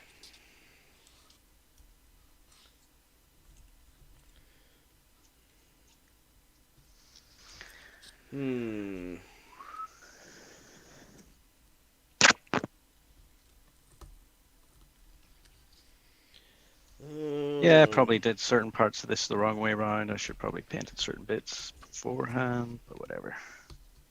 Yeah, that's fine. It's all good. Crafting little tchotchkes. That's all we're doing. That's all we're doing. Mew mew. Mew mew mew mew. Hey, where's my other thing? Oh, there it is. So this is so this is the first time that's just been the three of us for a couple of months. Yep. Because we've had on someone every week. Mm-hmm. And normally we have that person to kind of fill in all of this airspace and be like, yeah, this is what I'm doing, and this is really, really cool. Yeah, and we're all like, for us. Yep, for sure. Carrying us effectively. I think we're doing a bang-up job. We get very, very involved in our build. And okay, so I'm gonna swap cameras. So swap it. Swap the camera. Blowing it out. But I've now made my first prototype version. Oh, I dropped my first prototype version. I heard it drop. Of probably blown out. Hold it behind. Oh, hold it in front that of your looks hand. nice. Hold it in front of your hand. So and closer. Yeah, a little closer for us. That looks really good. Oh, look at that! So the drawers, I realized as I was assembling it, don't make any sense because they would have to pass behind another drawer to do the thing. But there is my find your various magic items on the table, big table, and then I'll fill Love that. it. I'm going to do 4 of those across my room. Now, do the drawers? Can you pull the drawers out? Well, obviously. Colin, I'm no rube. Oh my gosh. Yeah, maybe in the Mark II version. I'm not impressed until Mark II drawers until they're playable drawers where I can pull it out and find the missing note from the lover that you thought was gone but is now still alive. Right. And there's an actual deck of many things as well. Has to be. Yeah, you got to make the individual deck of many things with like Come on, Danny. Right. Come on. Now that you've said it out loud, I see the folly of my ways. Really, it's not having had the foresight to plan that out in advance. I take full responsibility. I didn't see the pictures because I was busy doing this, but did John Hosenfeld share his little wagon? That amazing wagon? He didn't share it to me, but he did. I should have asked him if I could put that up there because that thing is amazing. Yeah, I'd love to. We'll have to get it on there next. We'll get it up there next week. That'd be a great one to have him just come back on and have him build with us. That'd be a great episode. Yeah, it's so good, so good. We can all inhale some super glue fumes as we make canvas sheets for the wagon cover. It'd be great. It's got such a style to it. Yeah. Mm-hmm. Yeah, I love it a lot. Style points for days. Just the use of line. It's so curvy. Yeah. Mod Podge all over the shirt! Yay! I love his style in general. I really do. Just enjoy everything that John builds. It's like I'm loving his Instagram. Really glad that he got that set up. Yeah, same. Same. So cool. One thing I haven't done a really good job. I mean, we've done okay between all of us, but like trying to check on the chat, see how everyone's doing. I'm trying. I was gone for that 10 minutes. I had the laser going, and then we had a shoe issue inside the house, so I had to go deal with that. Shoe? Yeah, shoes. You got kids in your life. I'm sure shoes have been a problem. Not with my child. Mine doesn't wear shoes. He wears rain boots. He's worn rain boots for about 10 months now. That's all he refuses. He won't wear his normal. I mean, I don't think his normal shoes fit him anymore because we haven't bought any new ones because he's only wearing rain boots. Oh, that's something. In this house, if you get anything on the feet, it's actually a miracle. That's because she's a little hobbit. She's a little hobbit. Yes. Yeah. A little hobbit. That's all. Okay. There was some bike riding to be done, and you have to wear your shoes if you're going out on the bike. So that's true. That's true. Wear your shoes, kids. Wear your shoes. See, an additional layer of Sesame Street information. We're good here. We are an educational stream, ladies and gentlemen. We are an educational stream. Joined the chat today. Thank you, Shifting Lands, for joining us. Oh, what's up, Gerard? Howdy do. Happy New Year, sir. Happy New Year. I am actually hoping to chat to Gerard soon and ask his recommendations on some jigs. Ooh. He's the man to talk to. Are you talking about... just because I just want to start to really expand and see what I can do. Like, I mean, that's the one thing about everything that I've built on my channel so far is, honestly, in my opinion, it's a bit rudimentary. Like, I make up for it, I think, but I would like to use this Proxon and put it to good use and try and do some quite involved building. And yeah, so I need to learn a lot very quickly, I think. One thing that I noticed in your last build is the amount of cleanup and the amount of freehand you had to do. Yes. Oh, yeah. On the Proxon. And it occurred to me, one thing that might have sped that up is if you had taken something like a medium weight chipboard or something like that and cut the initial shape out and then used that as a guide on top of your XPS, because the hot wire That is a really good idea. isn't hot enough to cut through that material. But if you just sort of stuck it to the top of your foam and then ran the wire along the top of that. That's an awesome idea, man. Yeah, Genius. so we do sort of like an inverted version of that sometimes with routers, and where you have a router with a bearing bit on it, and the bearing runs along the work surface that you want to cut, and then you trim to the edge of it. I do that a lot for when I'm skinning platforms and stuff in the theater. We'll just put a piece of Luan up around the front of it and then use the router with the bearing bit to sort of follow the shape of whatever we were doing. And it occurred to me that you might have some luck, making a template and 100%, man. That is literally just you have just changed my life. Because but I mean, that's not even a joke. I mean, the thing is, it's like, that's the best thing about whenever you don't just craft on your own, you get involved with the community and you start crafting with people, is that every week you're picking up a technique or some idea that is literally going to save you hours, or you know what I mean? Like, even spare minutes, saving minutes on builds is great. It's important. That is an awesome idea. It's an important component. Saving time. Mm-hmm.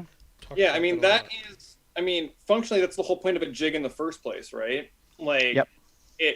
And you have to decide whether or not on any application, whether you're going to be doing this one time, right? And you just need to do it, or you're doing it 15 times and you'll save enough time by exerting the effort to make the jig, right?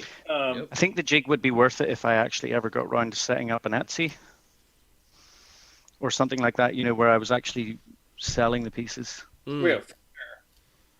You should. My wife's trying to get me to do that. You should. I mean, there is something, and we've talked about this before too, like, there is something about, like, just crafting for the sake of crafting for the hobby, and it does change things, or when you're doing it for, then it becomes a job, Yeah. I don't know. That's kind of why Trade-off. I've kind of steered clear of it so far, as like literally every build that I do, I've just enjoyed. I've just wanted to, while you're in the project, you're just loving it. And then as soon as it's over, it's not like, oh, I want to do that again. You're like, oh, I want to do something different. Yeah. Right. Sure. And that's frankly why I've always stuck with theater as my profession. Because the process stays the same, more or less, right? But every 6 weeks, every 2 months, every whatever, you're doing something new, right? At least in educational theater. I know there are people that have been performing Phantom of the Opera in London for 20-something years, and they've been in the cast that entire time. And I just don't know how you could do it. I mean, that's amazing, but maybe it takes that longer to be able to hit the notes. Oh no, you got to hit those notes before you get started, or they're not hiring you. But yeah, I guess. But yeah, for me, I think it's sort of what you're talking about. It's just, I did that. I can move on from it. Let's do something else. And well, and frankly, because I work in an educational setting and at secondary level, right? So I'm dealing with high school students. Yep. We typically, I have to do a lot of introductory stuff for my students all the time, and so I force them to do that. And then every single show, I try to find one thing that's like my project. I'm always like, I'm always looking for on every single show, what's something that this show could use that I've never done before. And so, 3-4 times a year, I'm experimenting with a new something or other, and that's how I keep going. I've got to be doing something new all the time. It definitely keeps it fresh, that's for sure. Yeah. Yep. Well, that's kind of the fun and the joy of creating the live stream, or not the live stream. The live stream is the same for me. It's something new every week. But I'm also thinking for you, Michael, with the builds every week. It is a different project. It's not the same thing every time. So that I know has to help. Or I would think it would. We're getting it down to critical levels of super glue at the West House. Uh-oh. I just tell you what I'm going to do this week on my channel is like one thing that I enjoy other than crafting is music. Yeah. And I've heard that stuff. Also, I know music.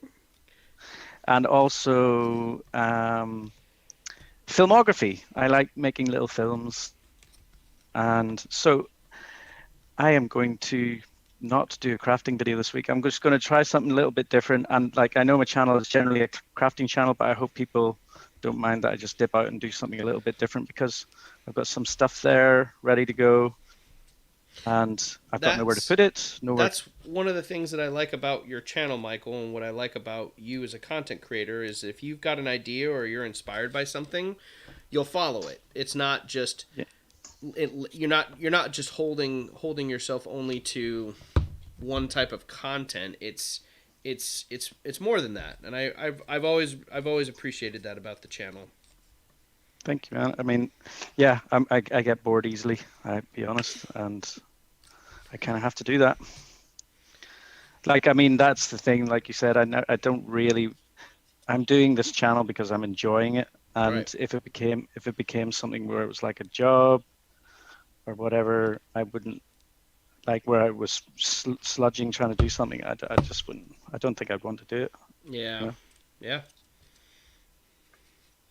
Yep. Just have fun. So, I don't have anything stuck down, but this is how far. Look at that. We're at. Wow. Currently. Damn gremlins. Can you go a bit closer, please, Daniel? This light is not. So, I've IKEA'd all of my shelves across the wall. I've built the display tables that'll go in the middle of the room, and then I'll need to start putting mold. I need to paint all the floor tiles, and then start applying moldings and windows and doors, etc. So that's maybe as far as I'm getting on some of this stuff today. We'll see. I am actually getting paint on here, which is great. Very happy with that. I might actually get this. Well, the actual bookshelf part might be finished. Maybe not necessarily the books, but I've got my little cage.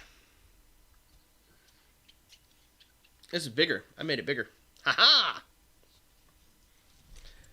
Little spiky, and I went for a spikier, more sinister look.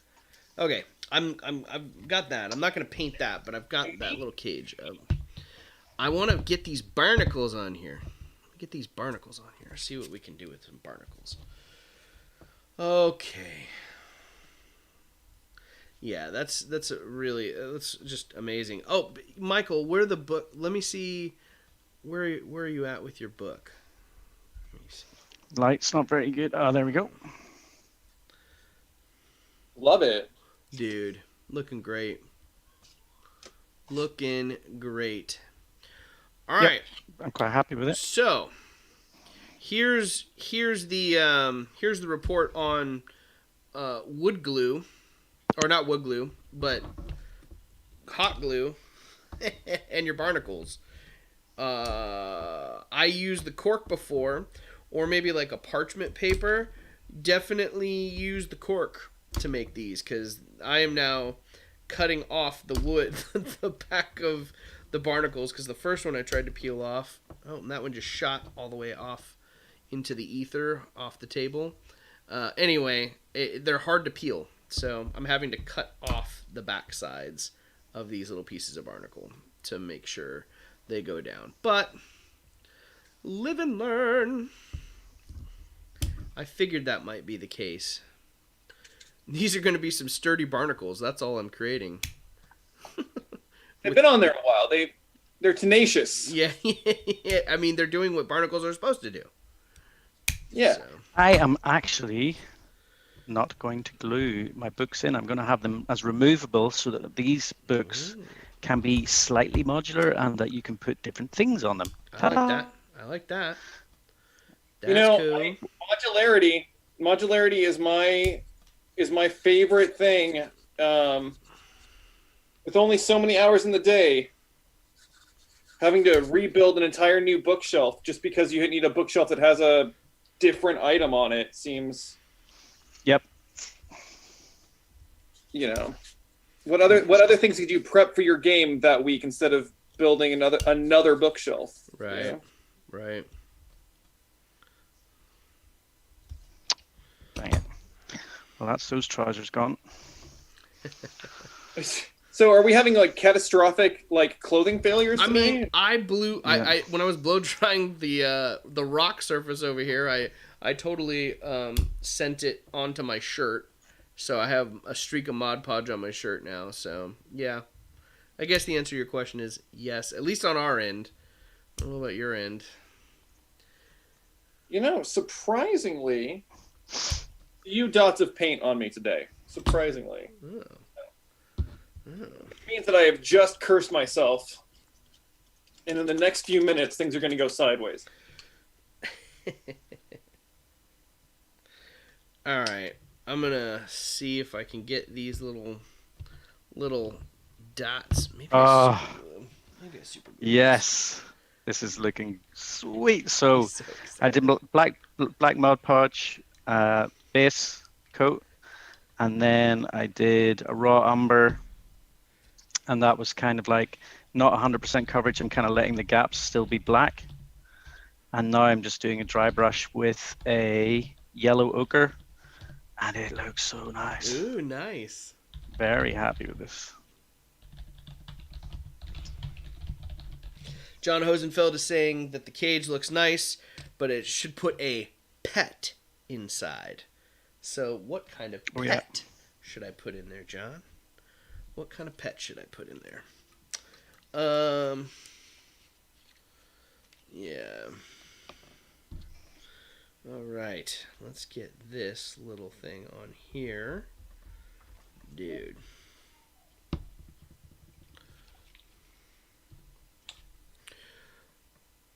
So, if you guys, this is a great time now to remind everyone, if you like the live stream and you've enjoyed hanging out with us today and you want to make sure you don't miss a single live streaming opportunity, it's a good time to remind you to subscribe to the channel, make sure that you like this video, and share it with your friends. This is a good little tutorial picking the brains of some of my favorite crafters in the world, Michael and Danny, and it's always a joy to gather with them. It's been quite lovely, gentlemen. I'm really enjoying. I always enjoy our guests, but it's also really nice just to hang out with you two today and yeah, it's been fun, man. Work some. I like you guys. Yeah. Weird. Yeah, weird. Group hug. Virtual group hug. But looking ahead for the stream. Oh yeah, who we got coming? Yeah. So next week, I don't know who we're gonna have on next week yet. That's to be determined. Or is it? I was just about to say, do you mind if I make an invitation? Make an invitation. Right now? Yeah. How about next week we do have John Hosenfeld, because I'd love to have him on and show off that little cart. I don't know. What do you think of that? John, I'm down. John, you want to come back and show us the wagon build? I didn't get to feature it today. Maybe I didn't do that intentionally, so we could invite you back. But I'd love to have you back and share your the wagon cart build with us. It'd be great. You were one of the last streams that we had that was version 1.0. So you get to come back on the 2.0 version. Look at that texture on there, Michael. That's looking cool. I like that. That's looking good. So here's my barnacles. That's great. Weird. You get arrested for that in some states. It's true. Tina actually asked a question. Oh, so about the paints that I'm using. So I'm just slapping whatever I have right now. I've got a Deco Art Americana, and it's, I don't know, brown, dark chocolate, I think is what it's called. And then I pulled another color called Russet by Americana, and that's kind of like a reddish brown. Nice. And I'm just smushing colors into the floor currently, just so that it's irregular, and then I might go back in and do like a detail-y pass. But I really like to just get everything sopping wet and just let colors kind of mush together for an initial layer, if at all possible. That's when you're basing out flats for the theater, you always scumble it. You always put 2 or 3 tones down, and you choose it depending on what you're going to end up with. And I'm doing wood. I want a light wall, and I'm going to have dark shelves, and so I'm going to do a dark floor, and then really juxtapose the shelves off the light wall. And so that's sort of the plan there. And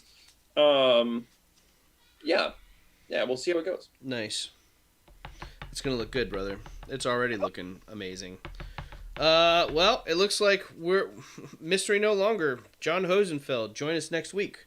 John Hosenfeld will make his triumphant return, and he said yes. Yeah, and then we'll get to make some wagons for our online virtual mini production of Oklahoma. That'd be great. Well, I'll bring our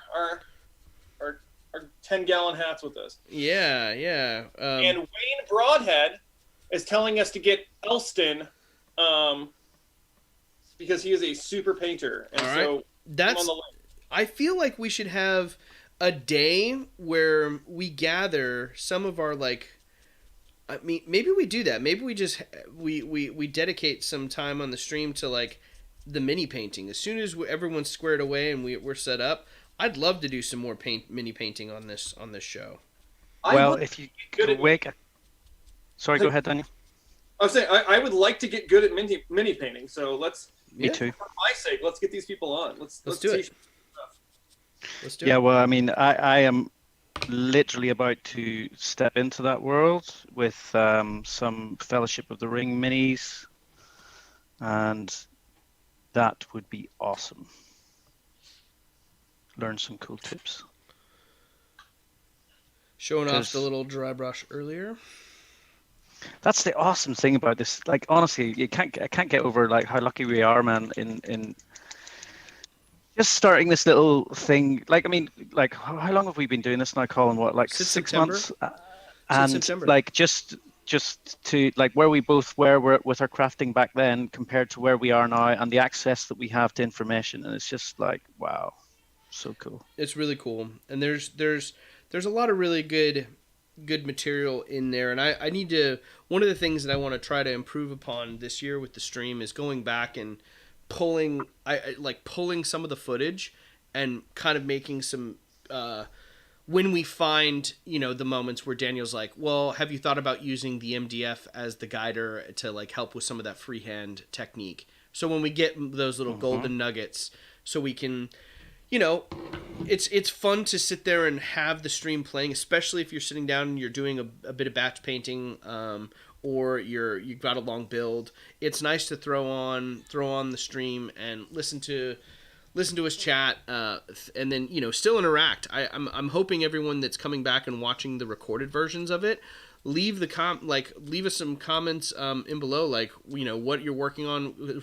Again, this is all about us connecting with you guys out there and sharing these techniques. Like Michael said, it's been one of my favorite components of it. Is just I learn so much every week from working with you guys. I think this week now I have this access. We were joking about it earlier about Danny springing the PowerPoint on us, but that's a resource now. We have that resource, and I didn't have that resource before. I didn't know Danny had created that PowerPoint, and it's great. It's just, again, if we follow whatever the passion is, right, it'll lead you down a road of discovery. Yep. Not everything works all the time, but you can find new stuff. I'm really digging this. This is kind of one of my favorite things that I've done. I'm trying to get the detail on it here, but the dry brush on this little sack of goods is awesome. It picked up all the texture of the cheesecloth, which is very burlap sacky, and it's great. I would throw that on the table it looks great. It looks fantastic. I like that a lot. Boom. Let's see. Yeah, Wayne. So it's actually someone I've reached out to. Wayne. Mel is interested in coming on. He's just now. Wayne's talking about Mel, the terrain tutor, who is just fantastic. I've reached out to him, and he's totally interested, and we'll get him on here. We'll get him on the stream. He's just now starting to get back on the swing in his studio and producing more content for him, so we're going to let him get settled. Thanks, Damien. Damien's saying we have super positive energy. We try, man. This is a great time of week, again, for us to just gather and be together, bring folks together, and just craft and create. It's fantastic. So that being said, we have John Hosenfeld coming back next week, everyone, to give us a really cool... We're going to have to turn that into a thing now. Poor streamers. The concurrent viewers are leaving. They're yeah, we're out of here. They're burring. We're gone. Maybe we don't do that. Well, they had until Did they actually drop out? One person dropped out. It could have just been coincidence, but it was funny. Oh dear. So it's my fault. No, it's not. One of the things. So John's coming back next week. We'll do the wagon tutorial build. That's such a cool build. I'm looking forward to that. Love his work. Yeah, that's going to be fun. And then the week after, after this live stream today, I've got a meeting with our guest on the 31st, and that guest on the 31st will be DM Scotty. DM Scotty is going to join us on the stream at the end of the month, so that's very, very exciting. We get to talk about today what we want to craft. So in the last few minutes here, before we wrap up, is there anything that you guys out there in the Crazy Crafter live stream, is there something that you want Scotty to share, right? Not a chance that we get the Craft Father every day. He's very, very excited to come on the show. But is there anything that you guys are interested in him sharing with y'all? So that's going to be a fun time. John, we're definitely looking forward to next. I'm super excited about that now. We'll have to get all the whatever we need to prep ahead of time. I feel like I'm going to need to prep some stuff at the very least. I wonder if, because it's prox deal, I think, next week then with John. I wonder if we could persuade John to maybe send us some little I don't know if he's got the little templates. Oh, sure. Just little measurement templates or something like that. Maybe, I don't know if that's going to be too complicated. I'm sure we can figure it out. If not, right. Because we're starting to wrap up here. How long have we got? We got 5 minutes or so. Okay, I'm not going to get these finished off. If we had 15 minutes, I'd get them finished off. Ooh. Do you want 15 minutes? We can go for... It's up to you guys. If you want to carry on, I'll carry on. I probably can't. Okay. Okay, let's just wrap it up then. We'll wrap it up. Do me a favor, gents. Send me pictures later today when you where we got to today. That's just be great. We'll share that on Instagram and we'll get that there. Also this week, this is a good time to remind to let everyone know I'm going to create a Facebook group, a Crazy Crafter Facebook group. and that's going to be a great resource. So this is something I'm stealing from the Pickle Jar because it's brilliant. I'll post a link to the stream it's going to be a great place to gather on media, great place to continue sharing all of our builds from the community. But every week I want to post, like, if you want to send something on the stream, Michael, that's looking brilliant. Look at that. That is so cool, brother. Dude, good job, Damien. That tutorial you sure posted up looks great. And again, with your own spin on it there, Michael, that looks so cool, man. Well, so he's done a very cool little thing with his books where he does this little line of gold across the bridge of the books, which I will definitely be putting in. And then I'm going to pick your brains, Colin, on making some little magical looking items for this free shelf cool. right here. That's cool. We can do that. Like, the other little thing you can take too is, I didn't do it earlier in the stream, but I like making scrolls as well, and those are always fun to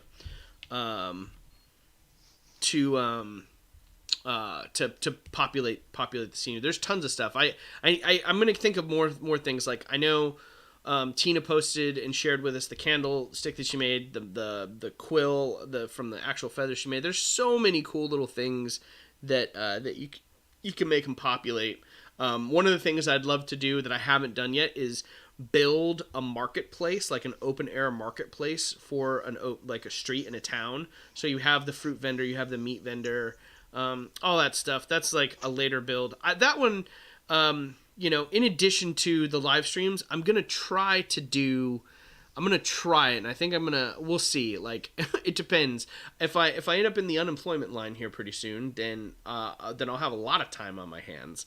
I don't think I will. I think my classes are going to go this semester. But my goal, even with the classes, I still want to release a build, like one build video a month. Like, in addition to the stream, can I do one build and take my time with it? Can I build the marketplace over the period of a month and, like, share that process? I think it's going to be fun. Because I also enjoy, just like Michael's talking about, I miss making and editing the content. I had a lot of fun putting together that little montage for the big reveal of the Dwarven Cemetery this last week, so that was fun too. Cloud Twirl is saying he doesn't have Facebook to join the Crazy Crafter group. Well, couple options there, Cloud Twirl. If you're ever wanting to share anything, you can always email me at crazycrafterchannel1983@gmail, and I will get the email there. Instagram is another way to do it. Sander, what is this? Oh, print out in 3D. What is that one in reference to, Danny? I missed that one. What's Sonder? What's Sonder referencing? Talking about modularity of building your dungeon tiles, I believe, like what sizes, shapes, quantities, etc. And I like systems. Like, I love developing systems. So, yeah, I think that would be a fun point of discussion. That'll be a fun one. We can totally tackle that in the future streams. I love it. Damien, real quick, from the Cave of Crafting, is saying that he was inspired by our conversation using a flat screen TV as a table. Check it out on his post TikTok in a little bit. I built a magic portal using his cell phone. Nice. Love it.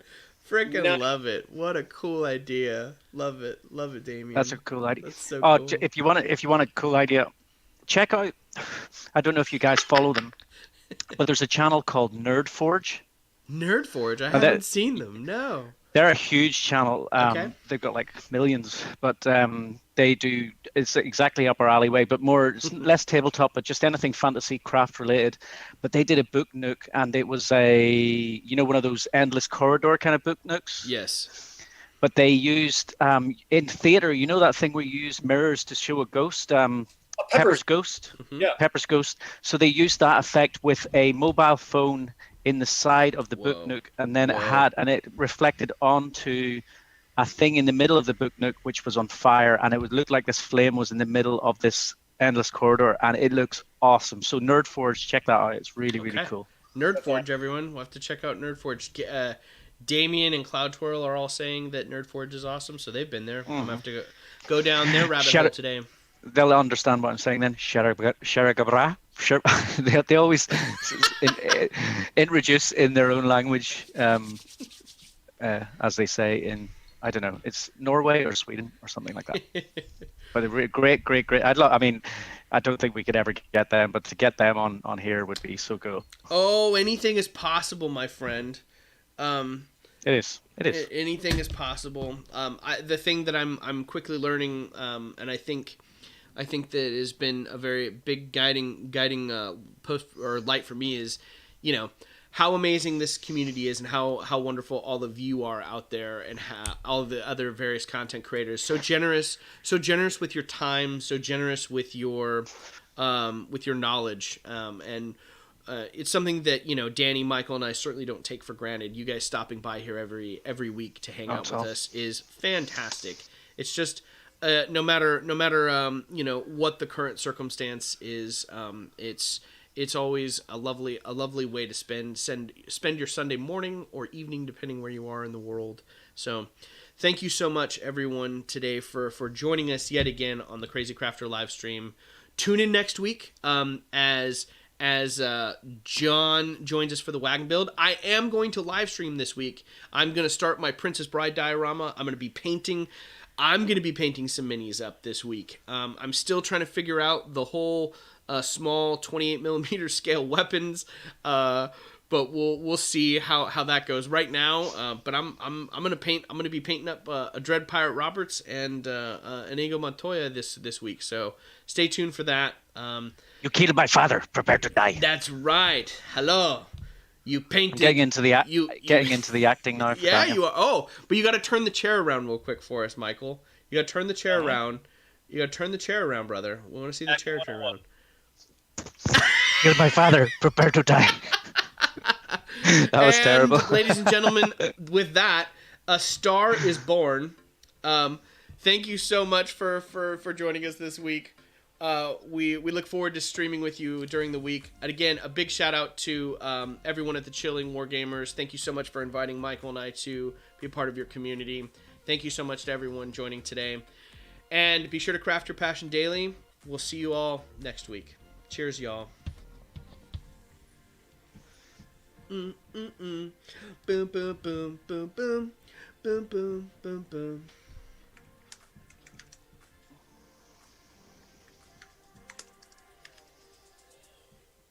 I really enjoyed that stream today.